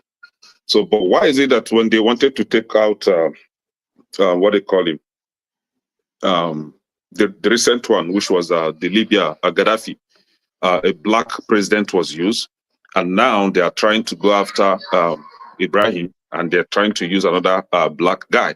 So I'm not just using these people from America. Our own black people, African people, are even aiding them to accomplish these nefarious moves. There's this country, this French-speaking African country that is close to Cameroon. Ivory Coast. Ivory Coast. Ivory Coast is one useless country that we need to start calling them out right now. We need to use all manner of platform to call them out. And then your president is a cunning man. Nobody knows where he stands. Of course, he must stand with France. He's I don't want to say slave master, but the people that put him in power. So he has to stand with them to make sure that Burkina Faso is pulled down. But his eyes will clear that even the Nigerians themselves are queuing up in the protests.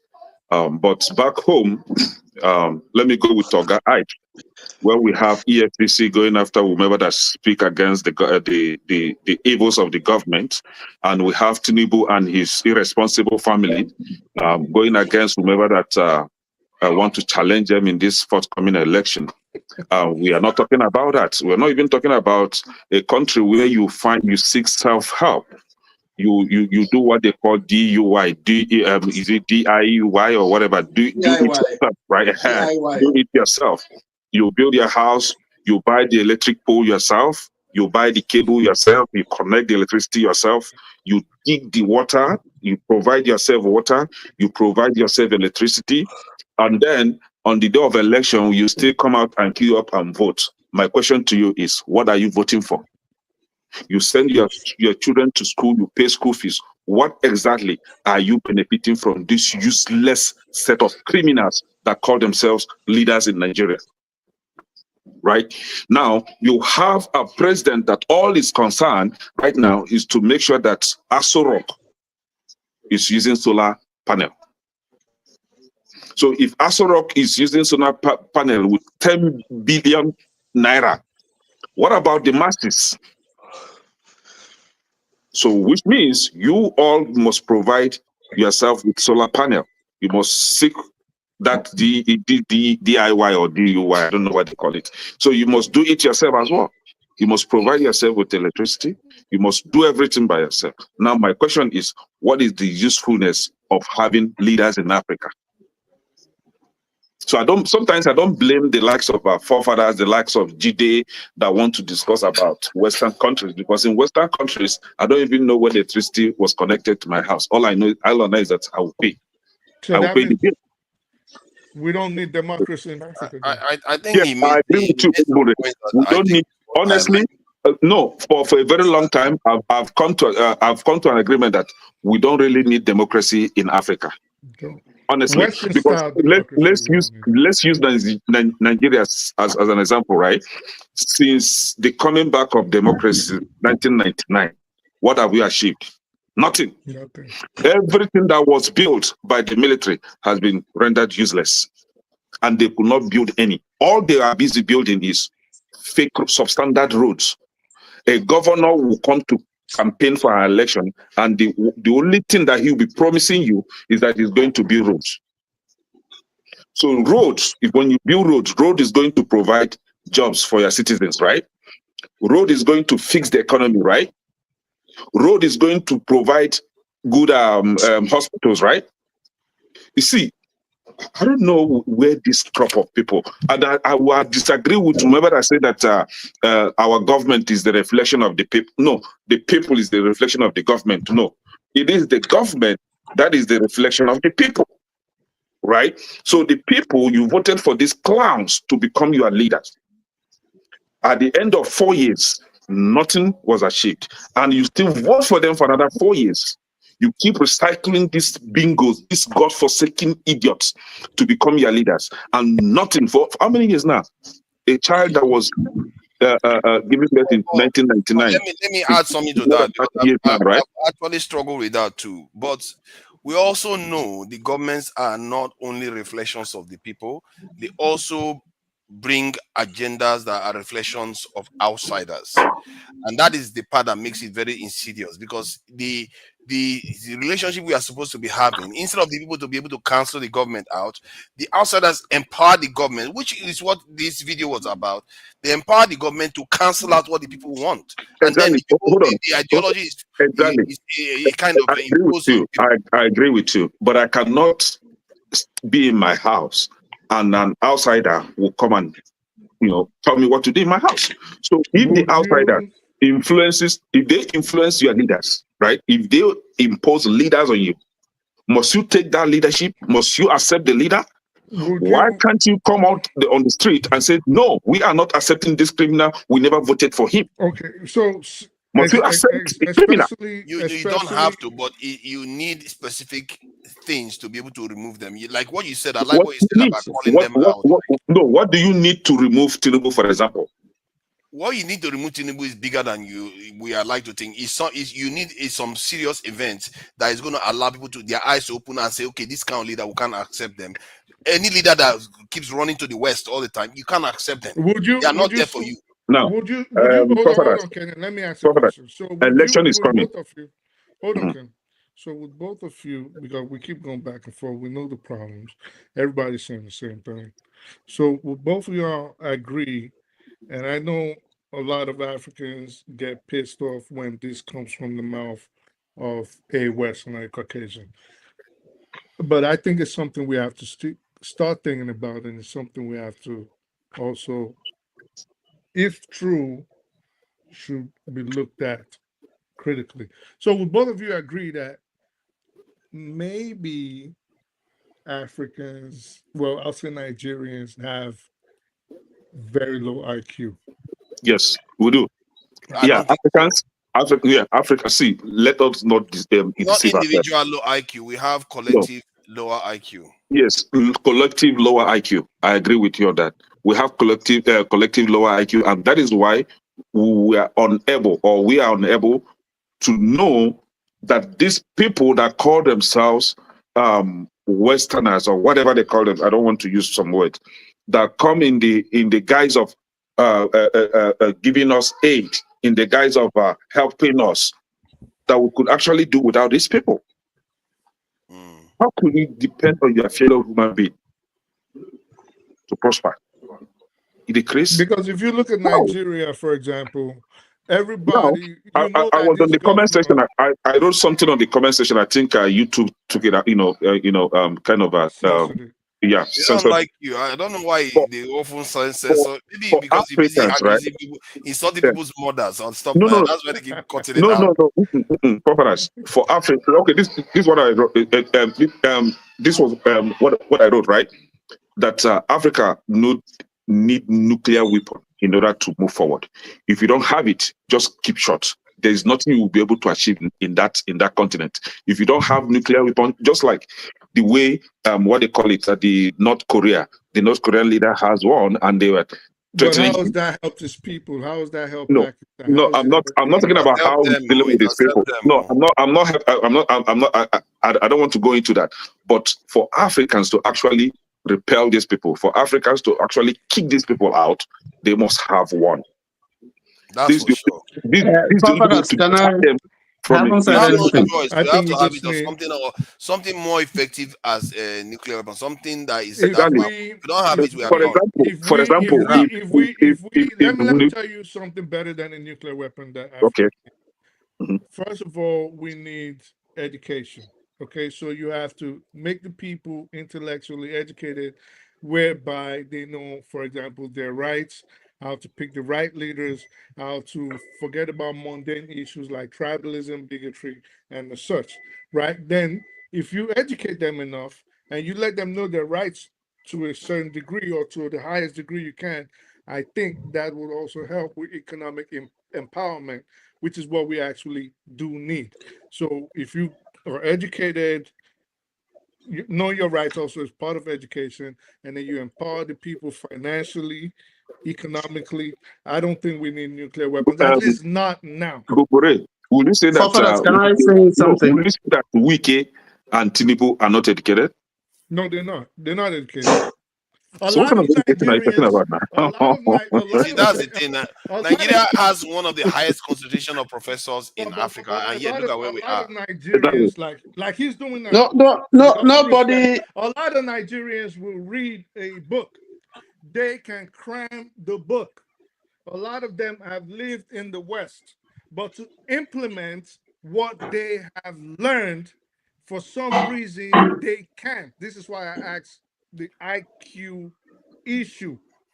So when you act like a caveman, even though you have been introduced to civilized theories or civilized way of life, that can only lead me to say there is something fundamentally or inherently wrong with your way of thinking. So No, Nigerians that will is not read. correct. It's not correct. Nigerians will Oh my read. God! I think we've had this Nigerians conversation can. several times. Nigeria, you're doing it because now you have a I will Ruffian instead agree of with. letting me I finish. would. I will agree with Bumbure on this, and this is my No, no, reason for sorry, saying that. sorry. Let In me just fact, add to this. in No, no, fact, this. No, professors. sorry. This point we've already addressed it a long time ago.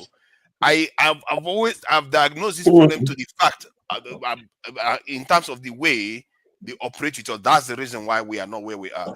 To behave in an intelligent way collectively, often you need stimuli. You need things to happen for people to act. Like I give an example now again. Let me something finish my happened point, please. ending of This last is week. quite this is one of the points I've been making for a very long Yeah, time. but And father, sooner or later something we're going to happened catch on. last week. Hold on, let An me finish what I'm event. saying. Let me finish what I'm saying. The point is that if you are in a room now and you're all arguing amongst yourself, but you discover that okay, you're all arguing amongst yourself, even if you disagree with each other and all those things. But now you find out that there are people that are coming from outside that are about to kill you all, that are having this argument. Chances are that you all are going to start cooperating to survive those people.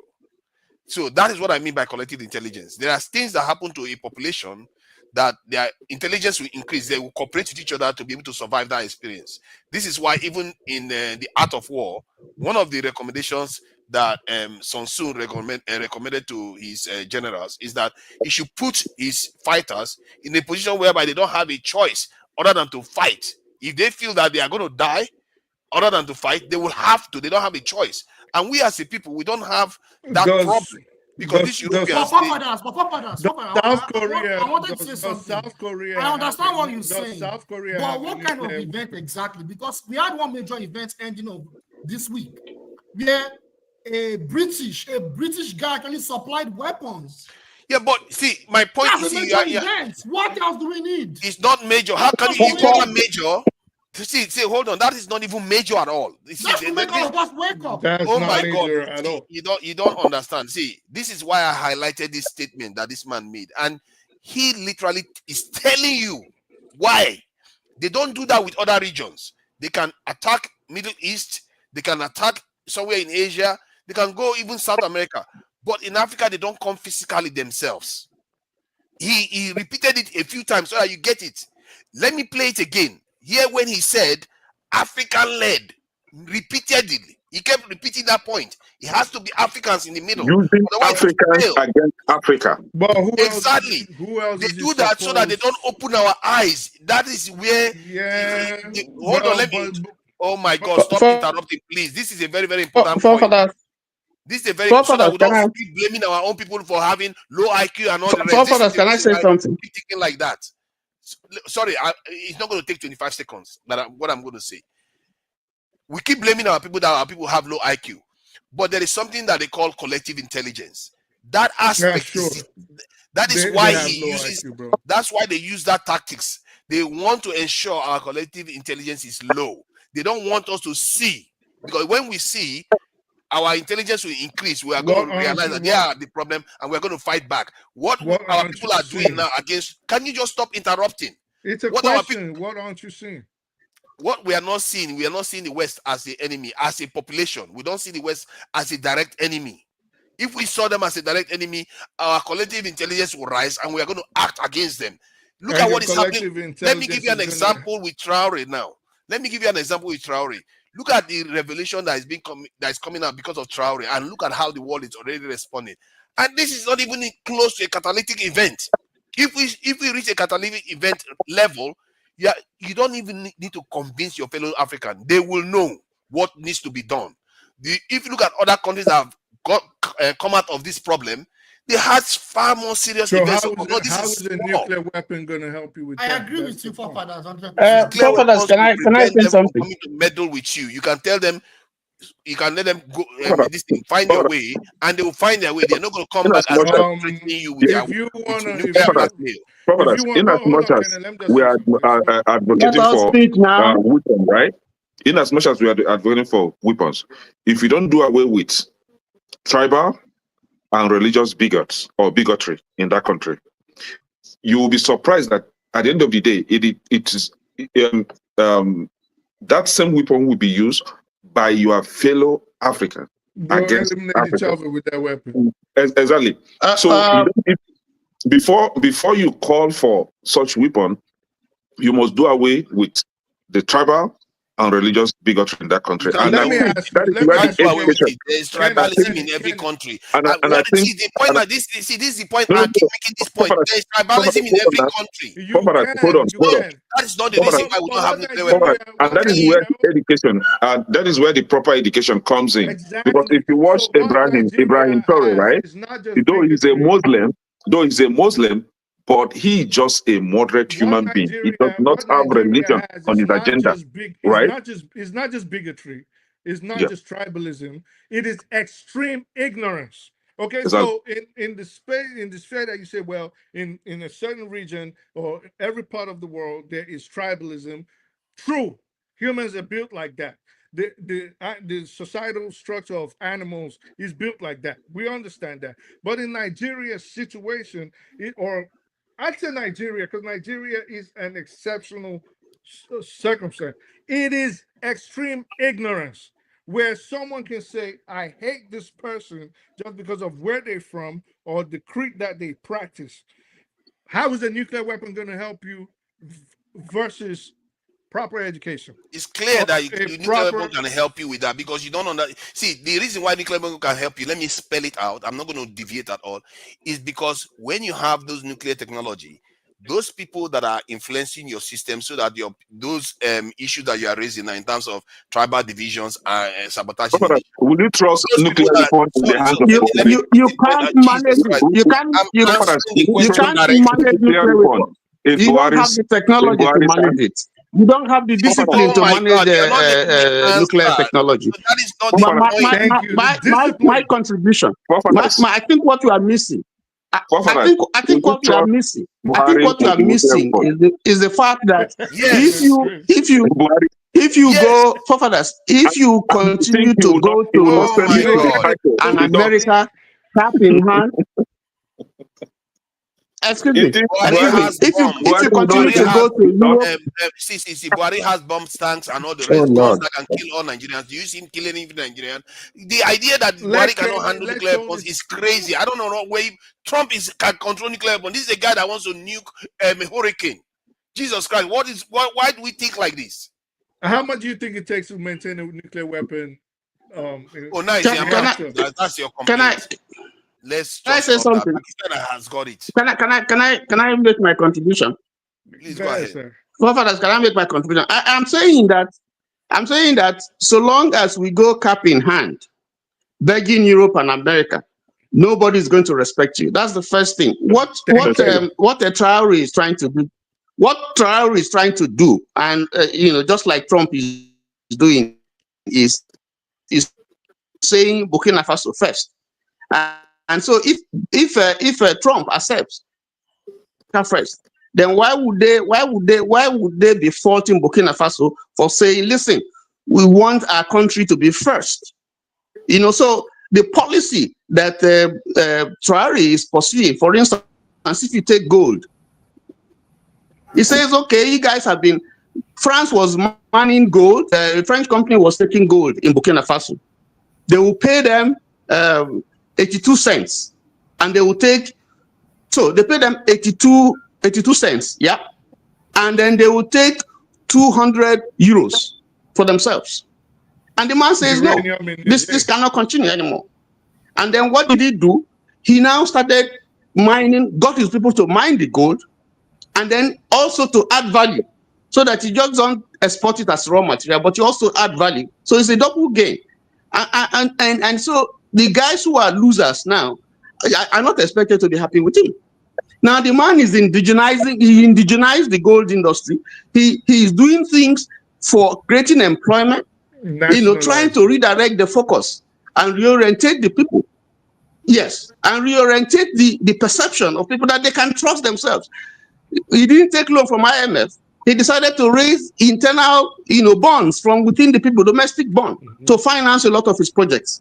When Saudi Arabia said, let me give you money to build 200 mosques, he said, no, we don't need mosques. What we need is school. That wasn't true. So there is a... Yes, that was true. That was true. No, it wasn't. Tony, thank you very much. Thank you very much.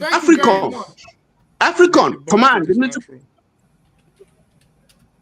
the military high command, having been displaced in Niger, would not see a radical like that, who is opposed to European and American interests to stay.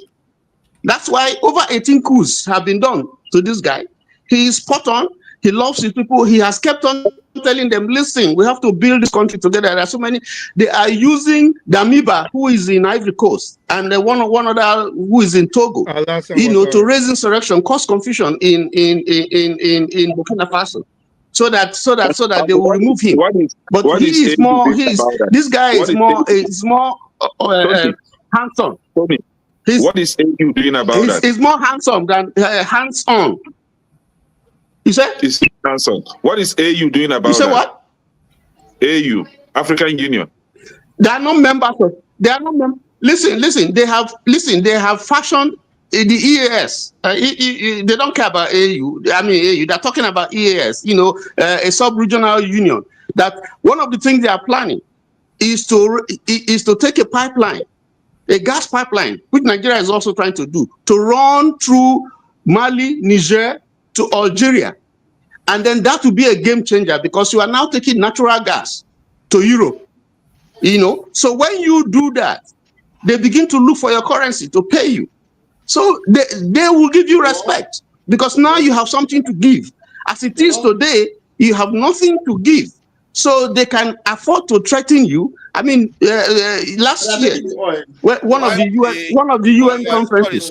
Sorry. You keep saying that we are going to give something. See, if they can take it, why would they care about you giving it to them?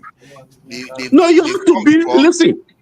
I think the original point was that when Kenny said that we need nuclear weapons, the idea that we don't need it, it's like we don't have a choice. This is beyond debate.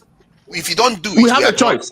We have a no. That's a colonial. That's a colonial mentality. You have a choice. How? You have a choice. You make a decision that does not favor your people. You have a choice. I'm the British and the American superpower that has been enjoying all the free stuff from Africa. Tell me how you can make me believe that I should not continue exploiting you. Tell me how you can make me believe that. Let me ask him now. It's a source of deterrence. You say what? Nuclear you say what? Source of deterrence. Nuclear weapons is a sort of deterrence. Why anti-imperialist do you think? Why do you think America is doing business with Saudi Arabia? They don't have nuclear weapons. Does Korea have nuclear weapons? Why is America dealing with Saudi Arabia? They don't have nuclear weapons. Let me see. Sorry. Saudi Arabia does not have to use nuclear weapons. Why? Okay, Jide, hold on. Let me take this one. See, Saudi Arabia is what they call nuclear latent nation. They can build nuclear weapons, but they are choosing not to build it. That's the difference. We can't. Why? We are not even close. Why? Because they don't have any. That they don't have. Listen, you can't even manage the fact. Just let them fool them. My point that they do for you, China do for you. You can't even manage it. When they are trying to make it, Sat 1, Sat 2, Sat 3, you can't even manage it. And you are talking about nuclear weapons. Can we stop saying, "Oh my God"? Okay. See, this idea that we cannot do anything. That's the reason why I feel very strongly about this. Because what we are doing as grown-ups, we are telling our children they are incapable of doing certain things. Why doesn't no, please. We are telling our children that they are incapable of doing certain things, that there's something inherent. No, that's not the point. That's not the point I'm making. Because it is not homegrown. What I'm saying is that it's not homegrown. Why doesn't Saudi Arabia have yes, one? I'm saying that you have the capacity, but so long as you are depending on people from outside to help you, you gotta have a problem. I speak the truth. Why did they need nuclear weapons? Please. Forefathers, Nigeria needs nuclear weapons. Yes. But Saudi Arabia does not need nuclear weapons. Yes. Yes. Why? You are asking why. Saudi Arabia... Hold on. You asked why. And before you go on, I'm not going to go on. I'll try to keep it brief. brief. I said go on, meaning before you answer. That's what it means, before you answer. So, Tony made a statement that was not right, with Jide already started getting hyped up. Again, this goes back to the bigotry that we talk about in Nigeria. So, he made a statement. You are one of them. You are the epitome. I thought you were asking you are the No, but I'm not trying to. You are the example. You are the exemplary of that. Okay, good. I'm one of the example. Let me continue. So what I was saying, okay, that's good. So what I was trying to say is that Tony made a statement that is not correct, which has been debunked already, that Saudi Arabia offered to build mosque for Burkina Faso, and they offered 200 more, but that has been debunked. It's not true. It's not true. The question about Saudi Arabia needing... You say it's not true? No, it's absolutely not. You say it's not true? Yes, sir, it's not true. I speak the truth. Did you say it's not true? No. Yes, sir. No, that's not a lie. That's not a lie. That's the truth. You can easily check it. We don't see have the to problem. You can check it. It's not a lie. Hold on now. Jesus Christ. 200 more. I understand. Hold on. Everybody, hold on. Let's just slow down. I speak the truth. Hold on to. See, I've checked the information. Do you need can we just have sanity, please? Can we just have sanity? I don't like this chaos. No. It's not important. Let him answer. I speak the truth. Hold on. We have to get one thing straight. We have to get information. This scattered brain thinking is not helping. But this is... I checked the information about Saudi Arabia offering Traore 200 mosques. There's a report at the top that says Saudi Arabia didn't do that. But there are also many reports that says Traore rejected it. However, let me finish. However, there is no major news source because it's not that true. reported it. Let me conclude. Now, my conclusion is that because there is no major source that is saying that is reporting such a thing, it's likely not to be true. It is not true. You see that propaganda, right? You see that propaganda, Bumbure. You see that propaganda. Hold on now, a minute. You see that propaganda is what the Western world want to use to propagate false narrative against the guy, so that Africa will be divided, Christians against Muslims. There's the fake news, right? But somebody made a comment on the comment section, and that drew my attention. Do you think, is a question for everybody now, forefathers, I agree with you that Africa need a nuclear weapon, right, as a deterrent to all these Western invaders, right? Definitely. But do you think that we need constant electricity to power this nuclear power plants? Do you think we need that in Africa? You don't need constant electricity, universal, to be able to power plant. You need just constant electricity to power the power plant. For the power plant, while the people are in darkness, right? Yeah, America didn't have 24/7 power supply when they built their Can you manage it? Can you manage the fallout? Can you manage it? Do you know what it costs to maintain nuclear technology? Do you have the manpower? Do you have the resources? Yes, we have more people than even Pakistan. If you have the kind of thing you have in Chernobyl, are you going to be able to deal with it? Yes. How? We've had worse. We've had worse than Chernobyl? Are you serious? Yes. What do you think is the disaster in Africa right now? How is it that, are you trying to tell me Chernobyl is restricted in a certain area? Africa has land mass that surpasses that whole region. What disaster has happened in Africa? No, what I mean by that is that Chernobyl, I made the point. Chernobyl is restricted in a certain area. It's a small area. It's not the entire Africa that is going to blow up if any accident. Forefathers. They are actually that. What are you talking about? You don't know what nuclear is? What are you talking about? You want nuclear weapons? Can you maintain? You guys are slow. If you are saying our generation cannot handle nuclear power, restrict it to yourself. Don't bring it on my own generation or my children's future. If you say your own generation, stop interrupting me. I'm with you, but we only need constant power supply. Hold on. See, if you are trying to say, then stop interrupting me constantly. If you keep saying, because this is a very, very serious issue, if you keep saying Africans can't do anything, then don't even bother coming here, because you're just giving up our future. You are saying that we can manage it, we can't power it. Look at the kind of statement you're making. China was an agrarian society when they built their first nuclear weapon. They were an agrarian, they were just farmers. You forefathers, you make me laugh, because of course even the small basic, you have not been able to put yourself together to do it. You're talking about nuclear technology. Let me ask you, what are you talking about? If you want to build, India has nuclear weapons, right? Nuclear weapon in Nigeria yes, right now. they do. And they will manage it. North Korea, they do. Pakistan has it, North Korea has it, and somehow. But Africa can't manage it. You're thinking is what is killing our continent. You are thinking that we cannot manage it. What is the use of all those useless professors we have? Pakistan has it, India has it. You don't have the leadership that can manage it. You don't have. You don't have the leadership that can manage it. What are you talking about? North Korean crazy leader can manage it, but we can. Even small, big, you cannot. You can't do INEC technology. You can't deal with it. You are talking about this. What are you talking about? The people that cannot manage it. Ordinary beavers, they couldn't handle. Ordinary beavers to count number, they couldn't handle. Talk less of a nuclear situation. Don't mind them. Campaign revolves around central themes. Beavers, ordinary beavers, you can't handle. You are talking about nuclear. In U.S. interests, preparing for and responding to crisis, and lastly, bolstering our allies and partners. This campaign places our African partners at the center, achieving. The reasons why we cannot handle those things, because our leaders are compromised. That is not, we are not inherently incapable of doing these things. If you stop your leader from getting compromised, you should be able to do these things easily. That's the point. That's the point. So, but you just ended up saying that you don't have the intelligence. You are not saying that. I am saying that when you are going to beg people for food, dead Tony, people for based on what money. you're saying, You know, Tony, based on what you're saying right now, you you are have now an agreeing with integrity problem. Google Ray that we have that Africans have low IQ. I think we have 4 minutes If we left. can't manage something I'm at not. One person No, at a time. no, One person at a time. no. Right. That's not what I'm saying.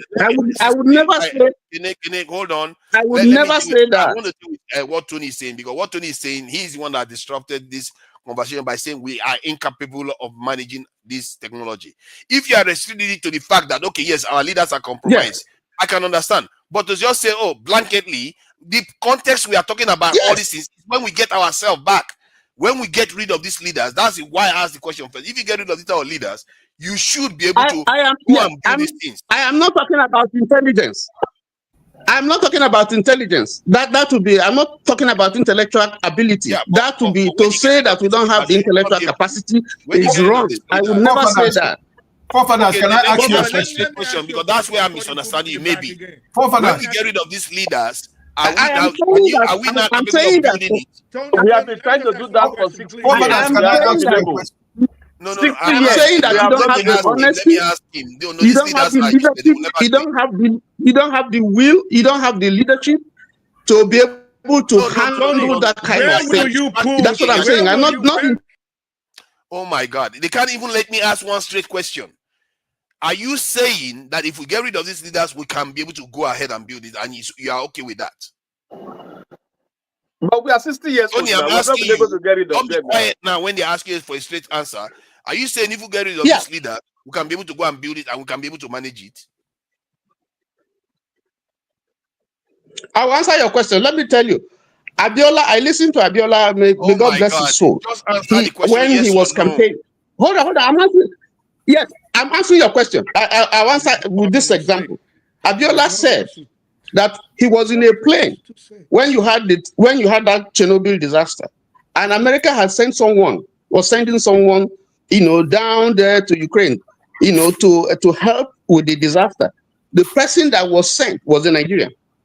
So to answer your question, do we have the intellect, the capability to man it? Yes, I'm not questioning, but I'm saying just like leadership, that you have quite a lot of people in Nigeria who can deliver good governance, but the environment, the operating environment that you have now, cannot allow you to do it. That's what I'm saying. That's the point I'm making. I'm not casting aspersion on the intelligence. I would never cast aspersion on the intelligence of the Nigerians. And I don't even think I don't even think that that's the proper thing to do. I have a question for you. When they hear you, they'll be thinking that you are saying there's something inherently wrong with them. Forefathers, one question for you. Today, I have a question for you, Forefathers. Please. Yeah, please go ahead. This is Oga Ike.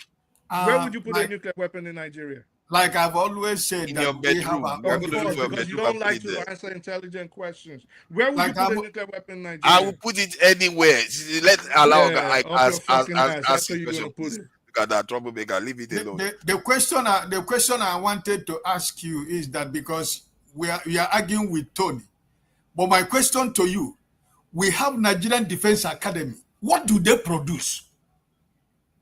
Not The Nigerian Defense Academy, what do they produce? I think Deacon did manufacture armored vehicles.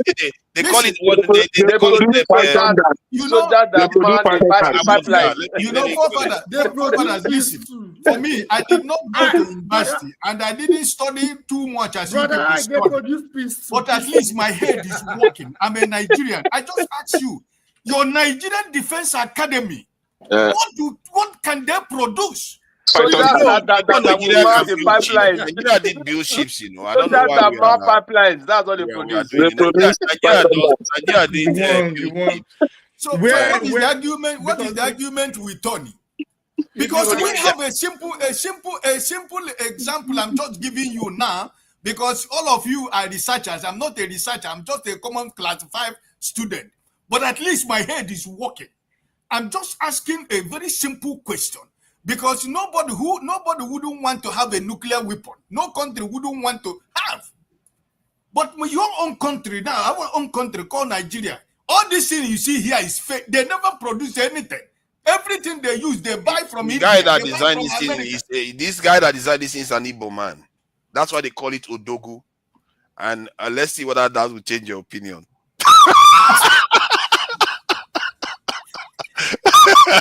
You see, you know, it's a different one that built this. You are saying listen, it's fake. Listen, just look at what Tony told you. We have the intellectuals, we have the expertise, we have the know-how to do what we want to be in this planet Earth. But the institution and the environment can never allow you to do that. I want to join it with what said the truth. Said, is it speak the truth or said when I speak the truth? I speak the truth. When he used when he used Wike and Tinubu as an example. Listen, it's not that these people are not intelligent. That thing you think they don't know, they know. But because of the institution that they don't want to use it for you, that it is going to benefit you, forefathers, and me. That's why they pretend as if they don't know it. Example, Wike told you last week or last 2 weeks, it is not the best candidate that wins the election. Doesn't he know that P2P won the election? He knows. But he's telling you that not every good candidate wins the election. So which means he knows the truth. Is Peter Obi a good candidate? So he knows the truth. Okay, we need to go somewhere. We'll start another wahala here today. No, because the institution that he belongs to. He is not a good candidate. I'm sorry. There's a new panel coming on. We can carry on. It's better than all the ones we have had before. There's a new. Find a link. It doesn't make him good. There's a new live stream that is coming on now, so we can carry on the conversation there. And thank you, gentlemen. I think you have all been very passionate today, and the discussion has been very robust. And I try my best, but I hope the viewers learn something from it, and we try to also learn something from it. That the general that was reading that thing, that is very interesting, because I think he's actually reading from the document that I made a show about over a year ago on this channel about AFRICOM, because he's the head of AFRICOM now, and you notice that he was reading word for word some of the stuff we covered on that day. So that is very, very interesting. I wish I actually pulled the document so that you guys can see that he's actually reading from that document. But that said, gentlemen, thank you for coming in here. And it's good for us to be exploring these things, because it's actually very, very important. And we always have to. I'm not stubborn. See this guy, guy. He always thinks that I'm mean-spirited. So it's not about being stubborn. If you are correct about something, you have to defend it and give your reasons why you believe in that stuff. You see what I mean? Because the posterity, you owe posterity the truth of at least your truth anyway. Because tomorrow, if you are correct, it will come out. There are very few things I've said here that have been proven wrong. Let's face it. If you have found anything that I've said here that turns out to be completely false, that's opposite way around, let me know. I will apologize for it. Just like our gentleman here, Tony, apologized when he found the truth of things. This is how we behave. People of integrity show up here, and when they are wrong, they own up to it. And that's how we integrity. Oh, look at that. Kede, don't go and ruin this. We all try to be better people here. Let's not try to ruin it now. We all try to be better people here. So if we are wrong, we own up to it. If I'm wrong, I will own up to it right here. I'm not going to hide it. Like the Moss thing, it's clear. The evidence shows that it's not likely to be true. I will own up to that.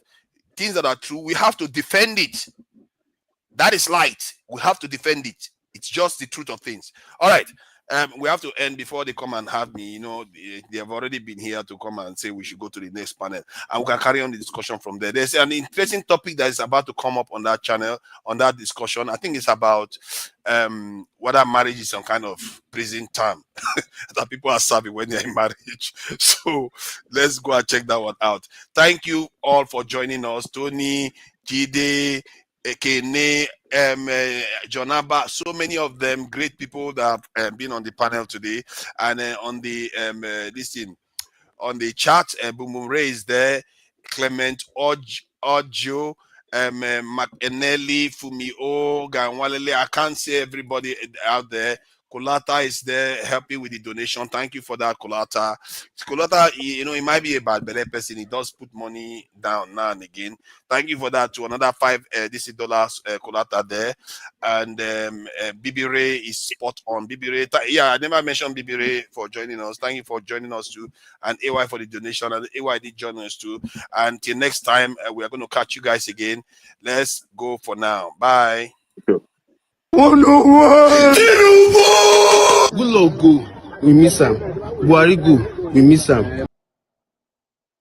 Our own don't finish. I swear! If person won't buy data now, it go use like 15 minutes look option. That time, when I say Tinubu they shake. Now who they shake? Me and you! To buy plates of egg for this era will be like careless spending. With 300, if you buy mineral and egg roll. But now, 300 no fit buy egg, talk less of roll. To chop single sausage shawarma now, person could do 2 weeks of planning. Country they spoil they go. One person they one side they shout, my father is the best president. Gary will be poor man food, don't turn good. No lie. President Tinubu, I beg. I beg. I beg.